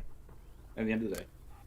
Do you mentioned that you said that if you knew beyond a reasonable doubt, you knew for certain that using somebody's preferred pronouns and validating their xenogender would increase their mental health and make them feel better, and it would help them just broadly. You said that you would still not respect that gender, you would still not respect those pronouns because you believe that causing that little amount of harm to that one person will, in the end, cause a net negative amount of harm to the trans community because you believe the thought process that validates not xenogender people is actually harmful to like trans people that are like non-binary or like binary trans, right? That's your point. Yeah, and I'm comfortable biting that bullet, and I know that yes, that will make some people sad, and I understand that like that sounds like this is not a fun bullet to bite, but I'm willing to bite that bullet. So yeah, and like if I olive branch to you, right? If like I'm happy to be strung up in 10 years if I'm wrong, right? Like what's that meme from like that French Revolution? It's like my greatest hope is like the one day where I'll be hanged as a reactionary, right? Because like society has passed me by. That's totally fucking fine. It's just right now I currently haven't seen it. If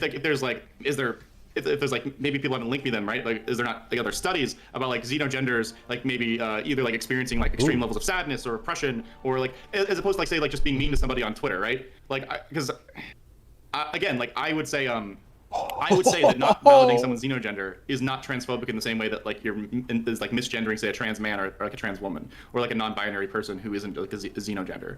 I don't think that's I don't think that's comparable. And I would say that. Yeah, honestly, I don't know, guys. The real red pill on this one might actually be it's not about deciding whether or not recognition for xenogenders would fit within the category of like gender identity violations. It might be recognizing that gender violations are just an arbitrary distinction from other forms of identity invalidations. You know what I mean? Like it could be that categorically there's not really that much of a difference between invalidating a person's gender identity and like disregarding some other critical element of their perceived identity, you know? It could be that like whatever social allocations we give one priority over the other are just a product of social prioritization. Or to put it another way, you know, imagine if you went back 20,000 years, okay? Now, if you were to find some sort of hunter-gatherer dude, okay? Now, biologically, 20,000 years ago, this person will be evolutionarily pretty much the same as us, okay? If you could talk with them in their language, which do you think would offend them more? Attacking their gender identity, whatever form that would have taken back then, their whatever that is, or saying that they're a bad hunter? My personal opinion, you know, in terms of the harm done, it seems like the latter could potentially, I mean, a lot of this is what we're told to care about, right? Now, I'm not saying that means that misgendering trans people isn't like a big deal or whatever. I think it's quite a big deal. I'm only saying that the reason why greater priority is given to those breaches of etiquette, you know, those expresses of bigotry, is A, because we even categorize it as bigotry, because we do distinguish gender from other forms of identity, and B, because we're made to care about it, you know, because it's something we talk about as a distinct identity. In this respect, we almost construct the oppression we suffer. We build these categories so that our experiences might be segmented, some prioritized over others, and thus the denigration we receive along those lines is amplified, at least perceptually. And that perceived increased harm is real, because, after all, hurt feelings kill. It sounds trivial, but even if everything in an abstract sense is equally identity valid, what we're told to care about is what we take to heart. And what we take to heart is what we can be hurt through. And what we can be hurt through is what leads to depression, stress, and suicide. So, you know, maybe the real red pill is that we're asking the wrong questions. Yeah, though I have no idea what identity means either. The thing is, what we're talking about right now is philosophy. There's not really a hard answer on this. This goes even, I think, beyond sociology. We're talking about like the abstract construction of self. This is some Durkheimian shit. All right. That certain people, like again, V agrees with me on that one. Is there anything left here? You might say it's still mean, but I don't think it qualifies as transphobic. That's like someone calling me dumb fuck instead of Hanz. Wait, so why do you? So what motivates you then? I'm curious. What motivates you then to argue against around the walls, transphobia and and bigotry and whatnot down the road? What motivates you in that sense? Like, why? What annoys you when you see conservatives being transphobic? What annoys you? Like, okay. They're aggressively anti-science. They're aggressively anti people being, again, documented, able to feel like a different gender. And again, if there's like a lot of studies that I just haven't seen about the Xenogenders, maybe I'll turn my brain around up. Okay, I'm gonna say this again. Does anyone else feel like it's a sussy-wussy warning sign to say like that your support of trans people is validated by science? That seems odd to me. Like, you need to wait for the researchers to finish shuffling their papers, and like this is principally a philosophical discussion here. Like, well, I'm not saying the data is bad or science is bad or that it's worthless or any of that bullshit.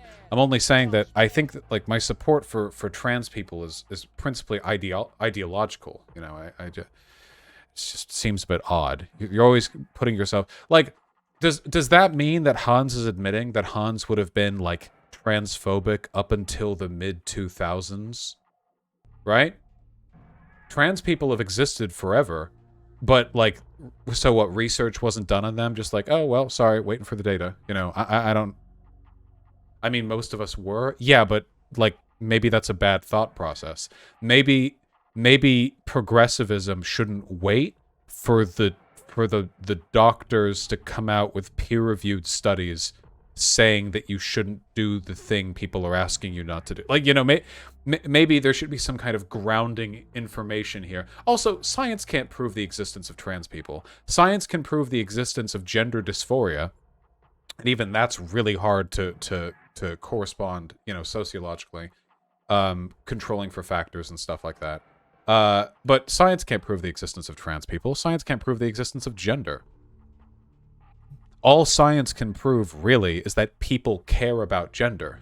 But if people care, if that's the thing that validates scientific inquiry, you could say the same thing about xenogenders, or really, I mean, quite a lot of things. But there seems like there's a good deal of evidence that both trans people are valid in both like a psychological way, in a societal way, in how we understand gender, then yes. And if you're saying like why them but not xenogenders, then we go back to. All right, you know what? I can be more hyperbolic. Okay, I feel like this take is also like. I feel like you could validate a lot of racism with this, Like, imagine a person saying, I believe in racial equality because the science doesn't show that there's any, like, significant genetic variation in IQ between white and black people. Like, so if different studies came out, that would change your moral position. You know what I mean? Like, right? You understand what I mean when I say that, I'm sure. Back like 200 years ago, where it's like, there wasn't research on this, just sort of, well, I mean, there was, but it was all phrenology or whatever. It's like, oh, well, I'm waiting for the studies. I feel like ideological grounding is what matters for ideological issues. That conflict where I presently think that accepting the xenogender at this point in time invalidates the trans, say binary and non-binary trans people because of the the Blanchardism. And I have to bite that bullet because if I didn't, because if you can answer that question for me. Mm-hmm.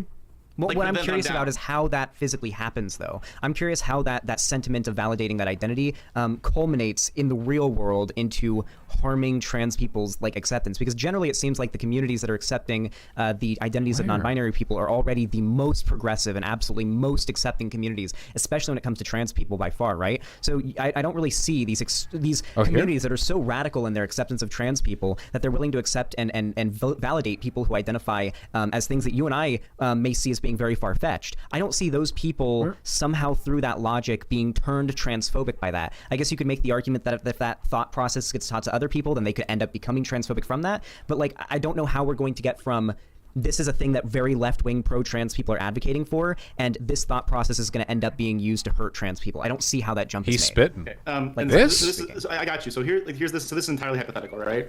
And this is hypothetical and based on utilitarian thing. So the idea is, if I'm trying to... Wait, can I say one more thing first? Yeah, of course. Sorry, sorry, it's just I want to get it out before. Yeah, so I guess I feel as though the onus is on you to prove that it is causing more harm to validate their identity, practically speaking, than it is to not validate it, because we know 100% of the time if we don't validate, you know, a xenogender or neopronoun user's identities, usually it's going to cause them some emotional distress to do so. I think that's a fairly reasonable statement. Most xenogender people want their identity to be validated. So you have to prove to me that it is worth that trade-off, that there is enough being harm caused, that it is worth taking the... The weird question to me is like, how can a system which operates iteratively like the scientific understandings of gender, our binary system man-woman, which is now attempt to recognize... Oh god, you read too many fucking philosophy texts. Not by add a structure non-iterative, like Xenogenders and others, just to internally recognize the relation between itself and the outside. Personally, I think it's going to be possible. Oh, my fucking brain's swelling. Jesus Christ. Aren't deer supposed to be stupid? Isn't that like the thing? They see the headlights and they just let the car hit them? What is this? This is very affirming of your identity. Possible with the inside to reproduce gender of this particular, more specific than non-binary. Well, I agree with you, but I got tired reading that out loud. It made me sleepy. My small brain. The emotional dump for that person. I'm in the mind security station. Right. Is there anything in here? Chat? Is right now, I'm looking at myself. We can both agree that the xenogender thing is like super online, super small. Like it's, you know, it's a couple like 1,000 people like at best on like Tumblr and on like the farthest parts of like lefty Twitter. Right? There's not actually that many like xenogender people. Right? And you're saying, oh hey, show me the material harm. Right now it doesn't exist because there's a small subsection of people on the internet. Although like maybe if you say like, oh they're canceling somebody, maybe that's like a problem. But like it's not that big of a deal. But what I would ask then, right? This is like Karlin Borisenko actually did this during her debate with Hunter Avalon. Have you seen that debate?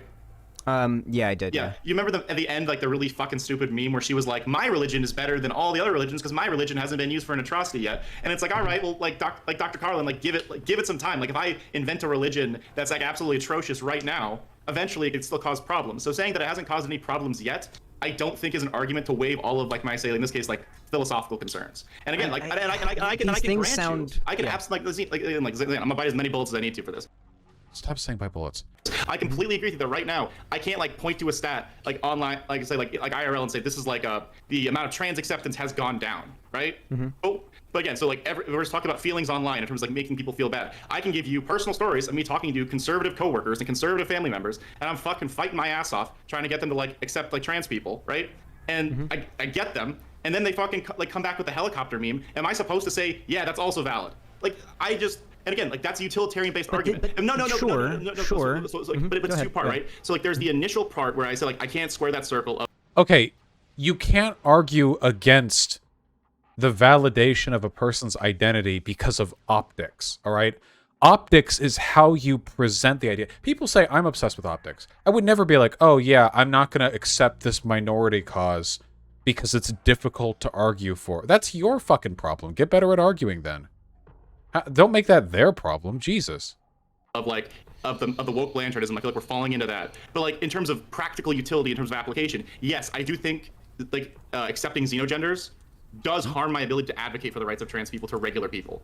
And again, like this is why people are calling me reactionary, because like, again, down for trans rights, but like I'm not for xenogenders, so I'm considered conservative online. But like IRL, super fucking left, right? And I fight with these people all the time. And so yes, like if we're talking about a utilitarian argument as a streamer, if I have to pick like our arguments as like to make the world a better place, I will pick the one that's best suited for that thing. And yes, if it individually hurts like xenogender people, I can tell you right now, dude, I promise, if there's a xenogender person and I don't want to hurt them, I'll block every xenogender person on this platform. I will never engage with xenogender people ever fucking again. Oh my, like, absolutely fucking. Holy shit, the destiny brain. Jesus Christ. I'll bite this bullet in my unceasing advocacy for trans people. I will simply block everyone from this minority group so they don't have to hear my thank you for your ceaseless advocacy for trans rights, sir. God.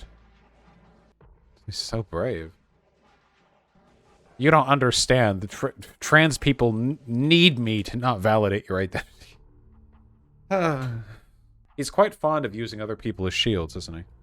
Fucking minimize the chance of me ever doing that, and I can still have the benefit. Anything in here? Does that not sound really, really, really yikes, though, right? That, like, you are so averse to validating their identity that you would rather completely cut them off and never speak to them in order to not have them engage with you.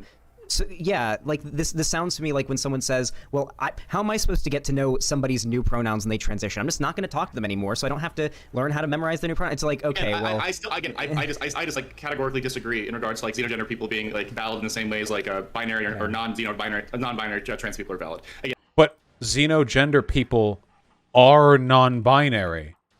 He really does think non-binary is just the third gender. Like non-binary just means... not binary. That's what non means. It means not. In case anyone didn't know. Didn't he himself say xenogender and non-binary? I just don't understand how a person can be like, oh yeah, I accept non-binary people as long as your non-binary identity never has a specific name. Because that's what's being said here, right? Like, you can be non-binary, but you must only use the abstract term non-binary. You can never give it a specific name. Because then it would be harder for me to defend you from conservatives, of course. That's why I'm like this. It's for you. And like, I still can't square that circle for you. So we fundamentally think of them as different things. And, sure. I'm curious what your thoughts are on... Oh, wait, really quickly, sorry. No worries. I guess a lot of people have been calling you a reactionary. I know you mentioned that Vaush also said that you've been a little bit more reactionary lately. But I think a huge part of that has to do with... your argument sounds very, very similar to Blaire White's arguments about non-binary people. I have not heard them. Have you? Like I don't watch a lot of Blaire non-binary White. people. Okay, sure. So Blaire White is. What is a non-binary? I've been arguing this entire time. Non-binary. No, sorry, keep going. Okay. So basically, aren't trans men and women just men and women and thus a binary? Don't those two make up? Being binary just means that you're either a man or a woman. That's it. Because that's the perceived gender binary. If you're binary, you're on the binary, you know. Non-binary as a concept wouldn't make much sense in, say, India or other places that don't have a gender binary the way that we do. Non-binary is just if you're not a man or a woman. It gets more complicated than that. There are people who identify as non-binary men, one of whom is Destiny, who, depending on context, will alternate between referring to himself as non-binary or man. That's not a joke. I'm not bringing this up as some irreverent dig. He does that, you know? Despite man and non-binary being categorically mutually exclusive, there's some identity value in aligning with both, I imagine. But anyway, yeah, just... do you think Hanz would go off on that? Like, Hanz would be like, how do I explain to a conservative that you can be non-binary, but also on the binary gender spectrum at the same time? I'm sorry, I'll have to block you, Destiny. I will simply, respectfully choose not to engage with you, for my ceaseless advocacy for trans rights must... that'd be kind of funny, wouldn't it? Blaire White is a trans medicalist. She believes that only binary trans people are valid, and only binary trans people with gender dysphoria are valid. Those are her standards. And then, of course, she's just trans med. I'm not trans med. And then, of course, she's also kind of a piece of shit, so she'll just misgender people or just, like, generally invalidate anybody she Anything in here? Like the you look great apart from what I got? Right? I've seen Vaush react to a couple of her videos. Yeah, I know what you mean. She does that kind of thing. And a huge talking point that she always would push is that her... trans medicalist perspective validates gender, like trans people's gender identity, way better than the left-wing idea of gender being a social construct and non-binary people are valid, etc., etc., etc. Then no, you're either born pink brain or blue brain. Some people are born with blue brains. Some people are born with pink brain but blue body or pink body, right? Like sometimes the brains get like that seems like to her an easier way to explain it to people. So she always argued, if you're validating non-binary people, you're just making it harder for us to validate real trans people. That's true. And I swear, if you want to go look at any video Blaire has done on non-binary people, you'll be able to see the very obvious parallels. And I think that's what set a lot of people off about you when it comes to this whole xenogender debate. It feels like you're taking the Blaire White style position in this regard. I'm gonna be mean for a second, okay? I find it extremely fucking tiring when instead of attacking my positions, people just say, you feel like someone else that I dislike. Because I can... Holy shit. For him to say this after the past week, all he's done is hide behind his perception of my opinions. Holy shit. Guys, I know it's been a rough week of me non-stop ascribing Vaush's positions to my own to defend myself. But I gotta say, I'm really fucking tired of you guys comparing my opinions to other people. What the fuck? Does he have any self-awareness at all? Holy shit. That is wild. Okay, all right. Oh. Tell you all the reasons all the places where I disagree with Blaire White. So saying, oh, Hans, you sound like to me like, the only binary trans people are valid, because you're saying both binary and non-binary trans people are valid, but not xenogender people, because you also include xenogender people. I would very much appreciate you like attacking that, as opposed to saying you give me general vibes of people I disagree with. Is he dumb? Xan is comparing the logic, which is identical in both cases. In both cases, Blaire and Hanz make the argument that that there's this additional set of identities which are not scientifically rooted, which they feel like they can't advocate for trans people if they acknowledge the existence of those people. The logic is identical in both cases. It's not like there's studies on non-binary people. Like, what studies would those be? It's gender. It's an identity, Yeah, it's like the Professor Flowers thing with the Nazi comparison. Like, they can't understand it. They don't... Because I've gotten a lot of that, and I find it absolutely infuriating. Because I can't argue. Sure, I didn't say that I give you vibes of people that I disagree with. I said that you give a lot of people that, and that seems to be why so many people are upset with you and are calling you a reactionary. Well, those people are dumb then. Like, I don't know what to tell them. Like, I could give you all of my positions on trans people right now, and like where Blaire White's a dumb fuck. Like after hearing her position. He thinks that those people are saying he has the same positions as Blaire White. He doesn't understand he doesn't understand. But like, so again, like if people get those vibes, like I can't argue against vibes. Like people can like have issues with my position. Well, it's not that it's vibes. It's more so that you are making more or less the same argument. The argument that the validation of one group of people that's not quite as popular is going to... But you just told me that you would also exclude the Nazi. Like, well, I would exclude in a realistic scenario when I'm online and somebody says they identify as Nazi gender. Who are you to be the arbiter of realism, though? Like again, we go back to the thing where like there's always going to be no. Hear me out. Here's what this sounds like to me. Like it's most basic, right? You're saying she validates some people, but not everybody, and you validate more people than her, but also not everybody. And then so I'm pointing at you and saying you just have given me examples where you're validating some people, but not everybody. So I can make this.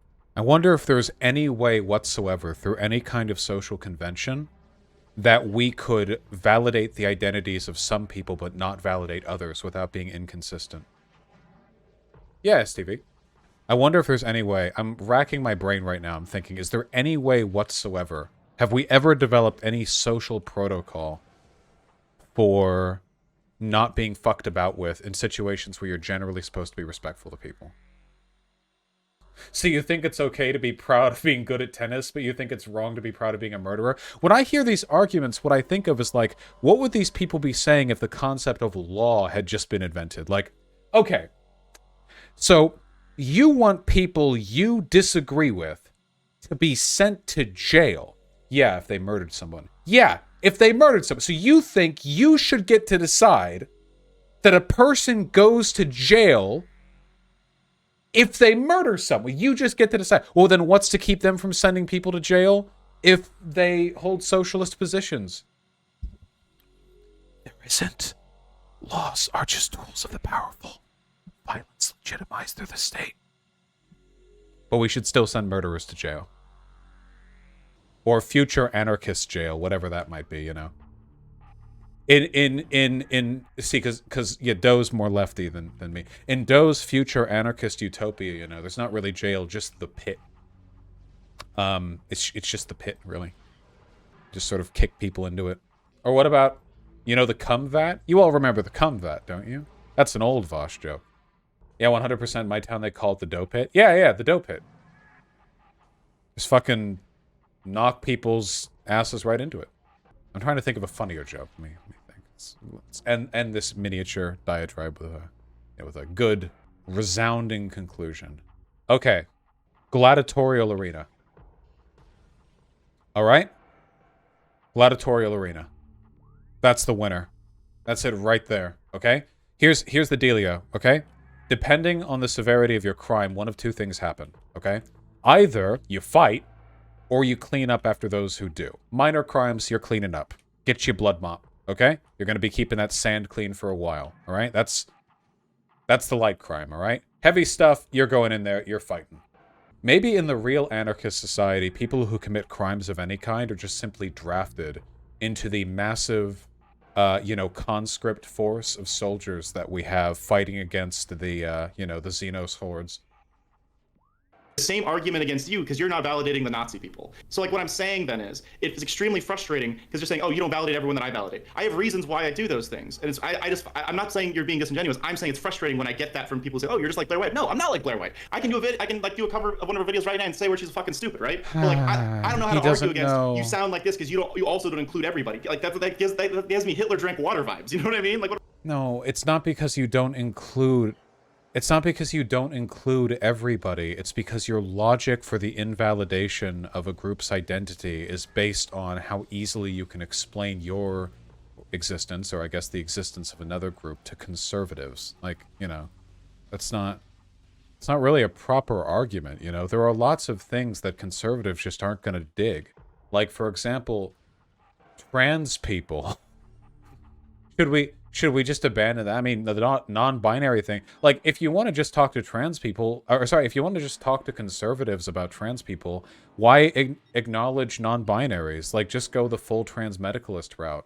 Just go like, well, trans people's brains are in the wrong bodies, and there's science that says that. Anyway, they kill themselves if you don't let them get surgery. And I guess after they get all the surgery, you can say that they're the sex they say they are. Just to be polite. Sure. There you go. Congratulations. That's the most convincing argument you're going to give a fucking conservative, okay? What if we won today? What if we accomplished? We win! Woo! God.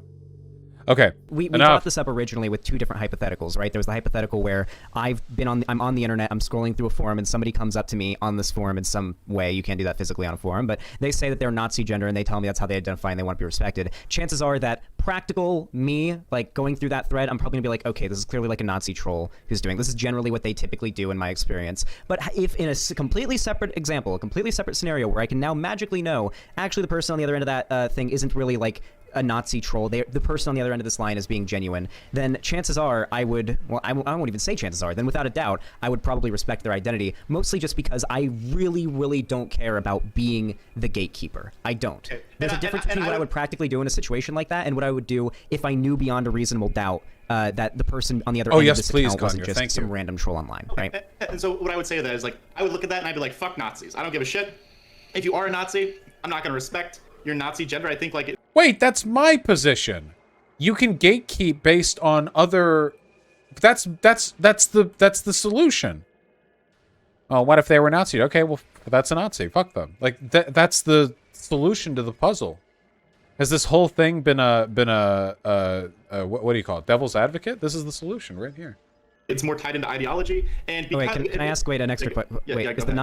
Is the person who says they're Nazi gender like an actual is the Nazi gender thing like their like they actually believe the Jews are bad, yada yada, or are they just saying they're Nazi gender and that's how they identify, but they aren't? I'm sure in the spectrum of Nazi gender, you can think either of those things. Like you can you can like so just, you can just love the aesthetic. But Sam, what I'm saying then is, right, I'll tell them to fuck off, but like I can't give you, or like if I tell them to fuck off, if I don't tell them to fuck off, like, I have to accept any and all genders. And I'm sure there's things that are even worse than Nazi gender, right? We go to the Nazi gender because that's like the easiest thing, like, to talk about in terms of like X bad, right? But what I'm saying is, like, I would say no Nazi gender, and you'd say you'd probably agree with me. You think it's bullshit. I would probably put the same level of like that to someone who said they're like legitimately, say, like a helicopter. I think the possibility of someone's gender identity being like in the spiritual form of a helicopter is about as fucking likely as someone being in the spiritual form of a Nazi. And this goes in like the thing where, again, like if I could find a line where it's like, yo, like stars, cuttlefish, small furred animals, they all fucking fit, and I can like say no machines, no inanimate objects, no table gender, right? But I can't find a spot that doesn't feel extremely fucking arbitrary. Because if we say, are we saying like just... But it's kind of all arbitrary. It's only as arbitrary as whatever designations you use to decide that Nazis shouldn't be respected anyway, which I don't think is arbitrary at all. You don't want to respect Nazi gender because Nazism is cringe. But you wouldn't be like, well, you like socialism, but you don't like Nazism. That's arbitrary. Like, no, it's actually pretty reasonable, I think. There are reasons. mammals or like just say animals, like no inanimate objects. So like I can't find a place where to draw the line. So I either have to accept all of them or I have to like accept none of them. And so it feels like all or nothing to me. Why? And if I can't find myself to accept Nazi gender, then I can't. It's like, hey, do you think that you should call people by their chosen names? What if this person's chosen name is the entirety of Mein Kampf with no spaces, just all the characters? It's Mein Kampf. You have to say it out loud every time, the whole thing. Well, if I've accepted that I should call people by their chosen names, then I have no choice but to do like, that's right. Again, I'm not trying to shit on Hanz for not immediately arriving at this answer, because this is only something I've recently come to myself. I'm shitting on Hanz for being a deranged lunatic about all this. Just keep that in mind, okay? Critical difference there. Like, I could use the same logic for the other genders. So we've had to talk about the harms caused by the validation of xenogenders and neopronouns in a very abstract sense so far, especially. We've had to use a lot of analogies and a lot of hypotheticals, because just in the real world, there's just not a lot of cases of people identifying as these really far-fetched or out there seeming, and I'll say seeming because I would say all xenogenders in this case are far-fetched, just like by virtue of like how many of them there are, right? I think you could say that, like some are even less likely, right? We could say like there's one Nazi Well, I'm gender, curious like what you think of like gender-fluid people.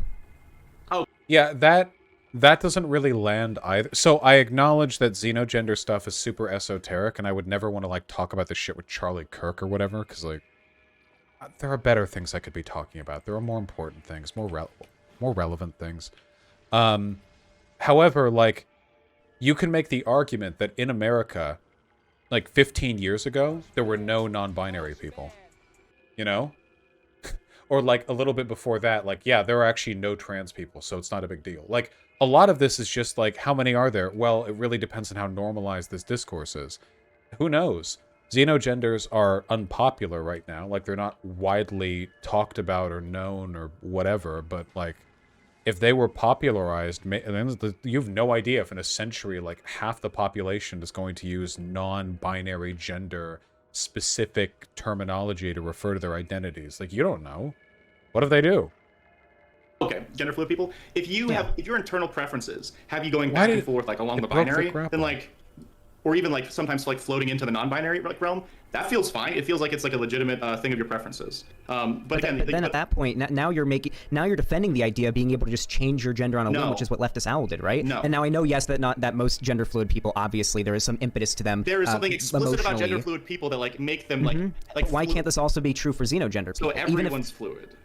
No, wait. Those are different things. We're talking about well, why couldn't that be present? I know, but what I'm saying, like, this is like a categorically different thing. We're talking about the fluidity of someone whose explicit identity is that their gender flows back and forth normally between like man and woman, right? Like they normally, Wait, gender fluid people are not limited to binary expression. If you acknowledge gender fluid people exist, you have to acknowledge that, you know, your gender identity is quite variable.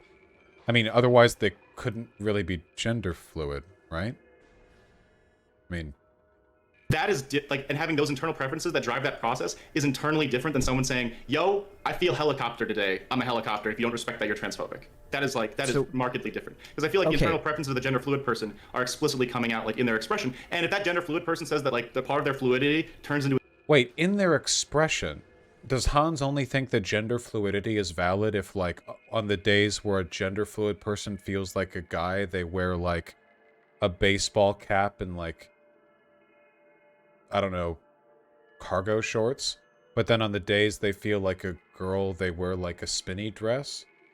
I don't know if we should gatekeep identity behind expression, because if we do, like, are trans women not women if they're boy moding? Like, you can get into some wacky territory with that one. If it was xenogender, I would tell that person to kick rocks with the xenogender part, and I would respect the other parts. I would be consistent on that.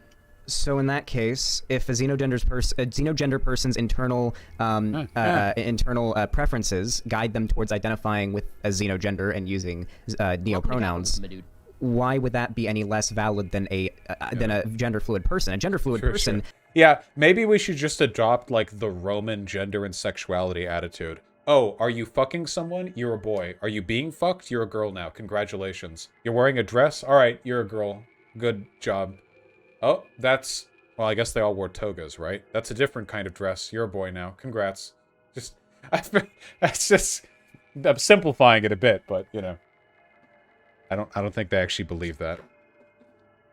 changes their identity. Their identity can morph and change over time in that regard, frequently, back and forth even. And that change can coincide with their increase in happiness, right? Because they enjoy identifying as a certain way, and that's what brings them happiness. And frankly, I don't know enough about gender fluid people and exactly how they identify to delve super far into it. But I did. Some people in chat sent me a couple of articles, and I've been looking over and taking a look at it every once in a while. And it does seem like there's a lot of evidence to support the validity of gender fluid people as well. But it seems like there's so many of these new identities that always come along. And as I mentioned before, when you come out of the gate with a discourse and your position is, nah, this group has gone too far. Nah, this group is too much. This group, I'm cool with the groups that came before. I'm cool with trans people, non-binary people, gender fluid people, gay people, and everything. But these xenogender people with the neo-pronouns, they're going way too far for me. Okay, absolutely. that tendency indicates to me a general bias in regards to when you encounter a new situation where you might take the position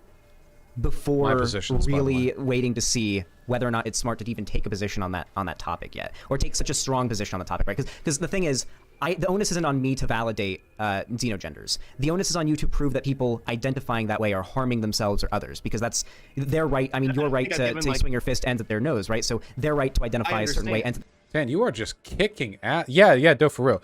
Zan, you were just popping and dropping. You are kicking and dicking. You know, just good ass shit.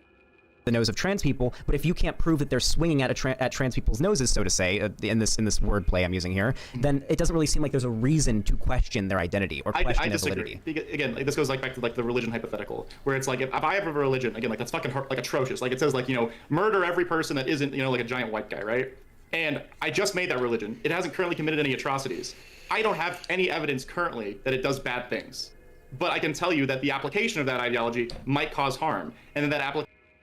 Isn't it a little interesting that Hanz doesn't need to wait on evidence that validating xenogenders hurts trans people, but he does need to wait on evidence that xenogenders are valid? That's a bit odd.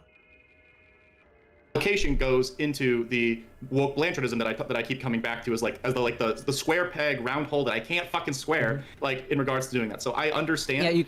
Could you not make the same argument about something like trans women being dangerous in women's bathrooms? Just because it hasn't happened yet doesn't mean that couldn't end up being a harm to women, right? That validating trans people that way could end up harming women. That doesn't happen though. And then it could. See, wait, but he just said evidence. But he just said he didn't need evidence. So is he saying that he wouldn't have supported trans women using women's restrooms until the data came out that they weren't a harm? What Hanz is essentially saying here is that he would have been opposed to trans women using women's bathrooms until trans women did it anyway, and then studies indicated it wasn't harmful. Do you see? The language here puts him in the position of the reactionary until proven otherwise. His default position is the conservative one until challenged by data, as opposed to his default position being the progressive one until something happens to otherwise change it. Does that make sense? Are you guys following? Do you think I'm reaching too far here? I feel like this is pretty indicative of a bad thought process. One day, what if it does happen? And I have like another question, right? I don't think we do this thing for anything else, right? Because I feel like in regards to, say, like sexual liberation, right? We're all good with people fucking who they want to fuck, like as long as things are consensual, right? No one's like, yo guys, like there's a lot of like weird sex stuff that people say no to right now, like bestiality, and we haven't accepted that yet, so why aren't we just more accepting? I feel like we're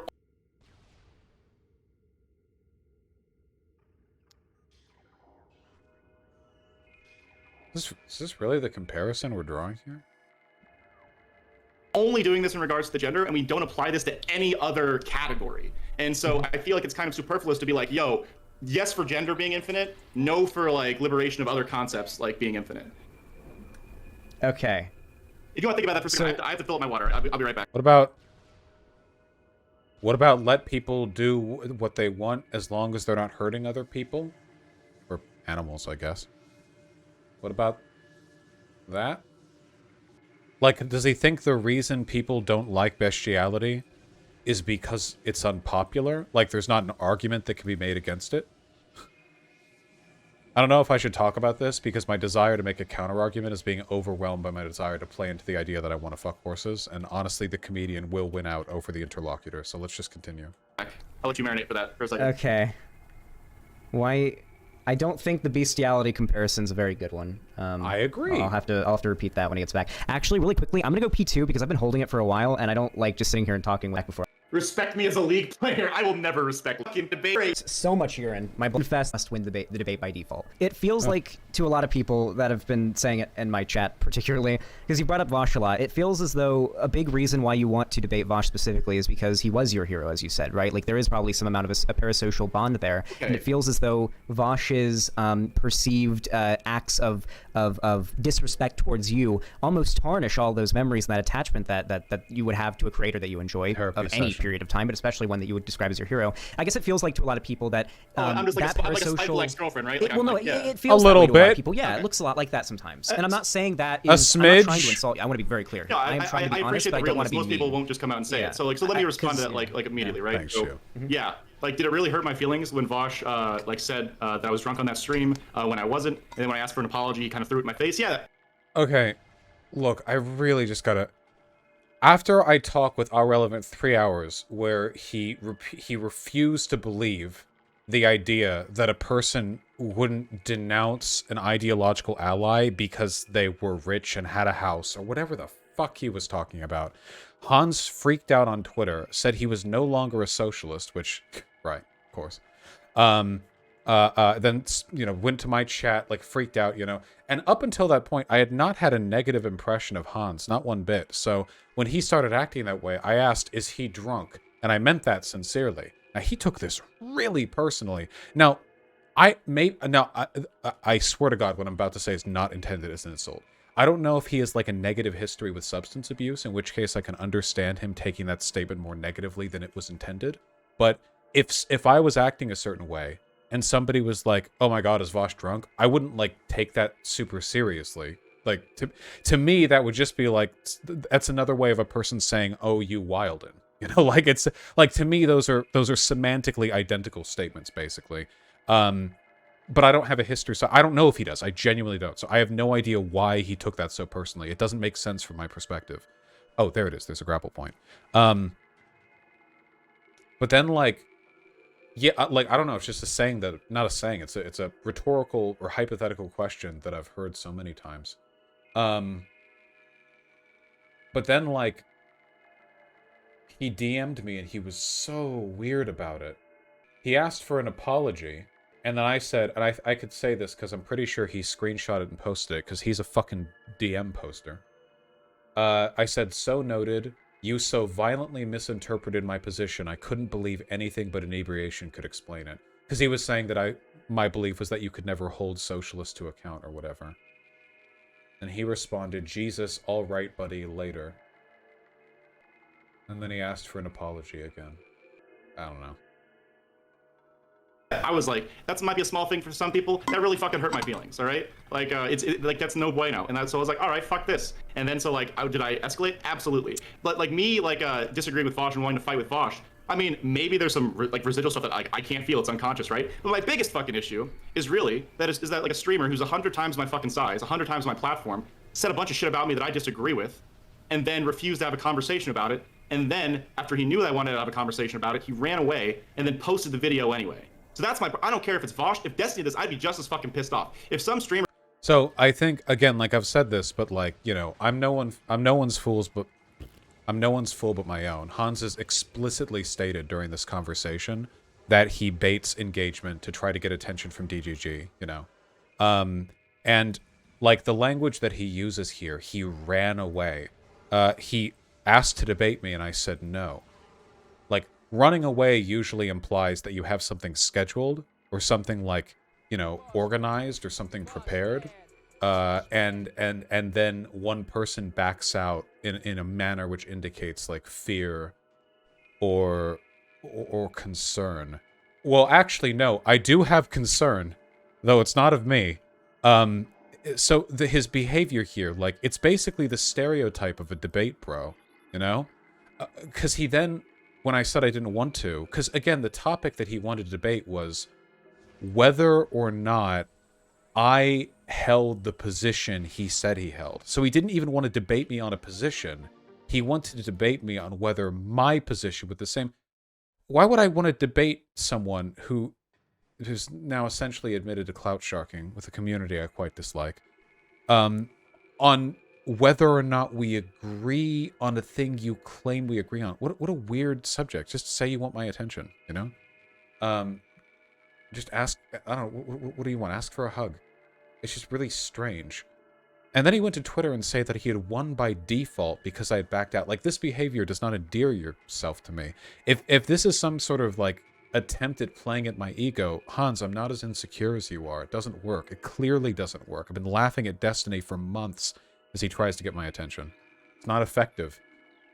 So, it's like, we probably could have talked if you'd been reasonable.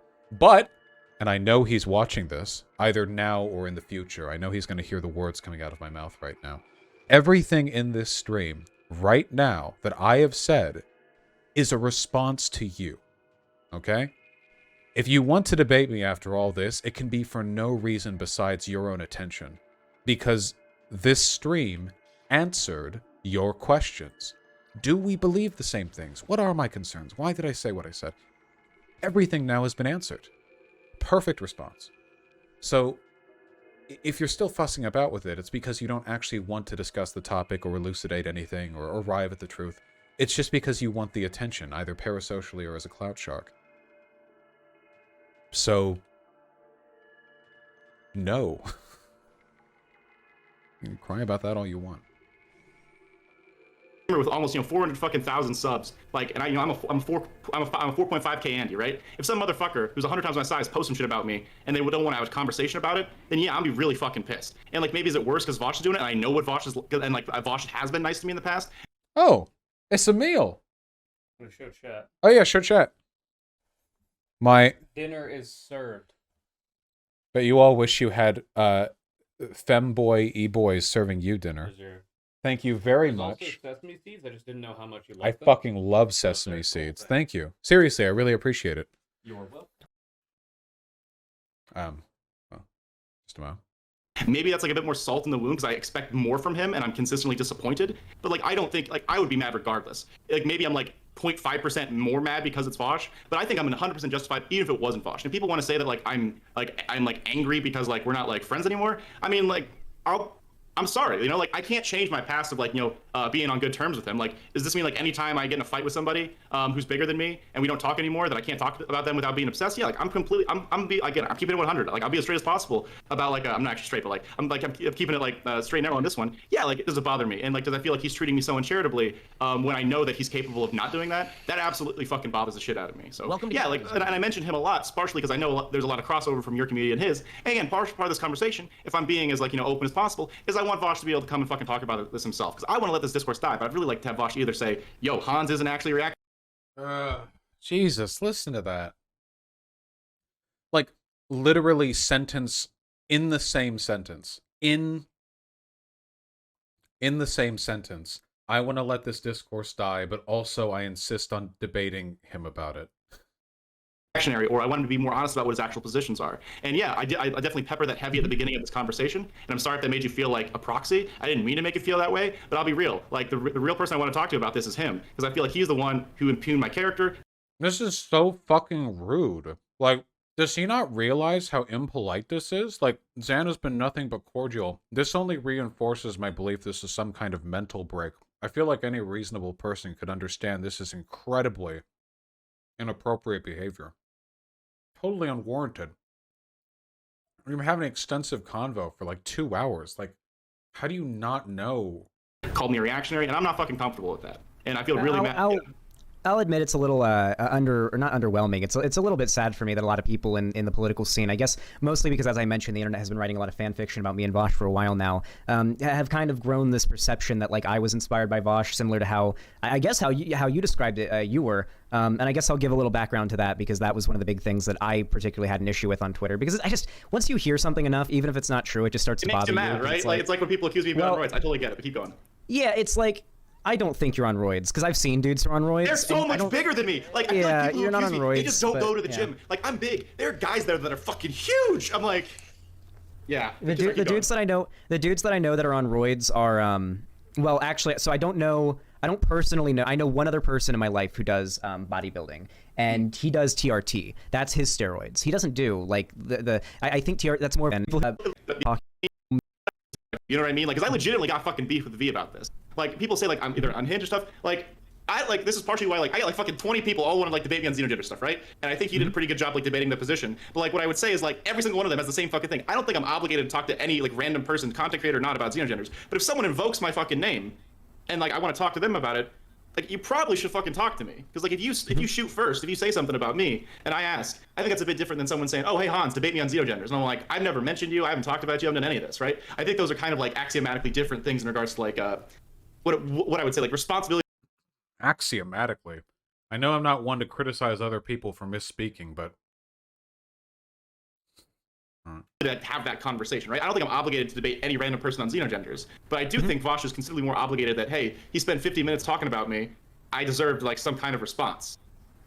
Sure. Well, I mean, I can't speak to what Vaush will do. I mean, he is his own. Hey, by the way, I just want to say, to be fair, okay? The reason this came up is because Aiko brought it up. That was like the thing the Hanz was mad about, right? And Aiko also brought up Sansul, who she criticized. And Sansul said that Aiko misrepresented his position. And Leftist Al came up. And you know what?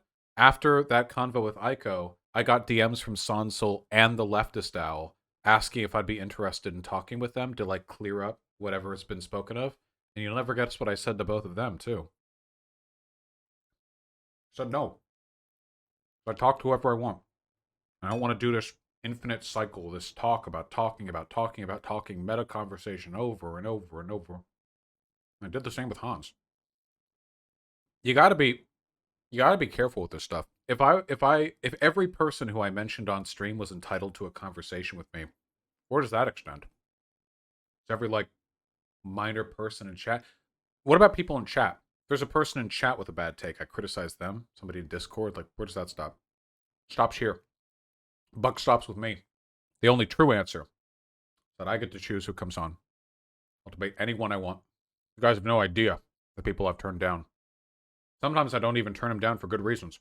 Sometimes I just do it because I know you get mad at me if you knew. Presidential candidates, multi-million sub YouTubers, cult leaders. Sometimes when I say no, I'm just laughing inside, thinking, wow, chat would be so mad at me. I do it anyway. His own man after all, and I'm pretty sure, I don't even know if I think he's streaming right now, so I don't even know if he's aware of us having this conversation at the moment. But I was playing Metroid when that was said. If down the road, I'm sure there'll be a point where if he's interested, then there'll be a debate, or maybe there won't. I don't know the drama that happened between you. I didn't really follow it all that much. I just wasn't around for it. I've been way too busy lately. I haven't really been watching any political content creators or streamers for a while now. I got canceled. I'd say this was actually my biggest cancellation. I find it extremely, I guess, how I behaved before, that was still me. But that was like me not having like had to deal with any like real like pushback, right? I was like the golden child. Quote as well. It's like, hey, all right, both of them had some goals. I disagree, but like you can't deny Thanos had the Sigma grind set, okay? Like, no, do it again. No, but they're like, no, you know what I mean? Like, and it's gonna be in a modded Minecraft server. Right. I think we about covered that. Well, what did we learn today? Apart from the importance of proper emotional regulation. Yeah, if we learned anything, it's that Xan rad. Alright. We'll check the Reddit discourse. Let's go. Some Hans's DMs to Xan. The angry ex-girlfriend energy. To be fair, Leftist Al is a deranged nut who thinks Katarana did nothing wrong with the whole Prime Kai shit. I don't know any details here. Oh, this needs more details. That's what I just said, basically, you know? This has words, though, which I'm not reading. Let's see. I hope they talk. I hope not to be cringy as hell. Nah, Xan held down the fort. No cringe. Han's been the one who's toxified this debate and probably caused harm to a lot of non-binary people, calling them transphobes.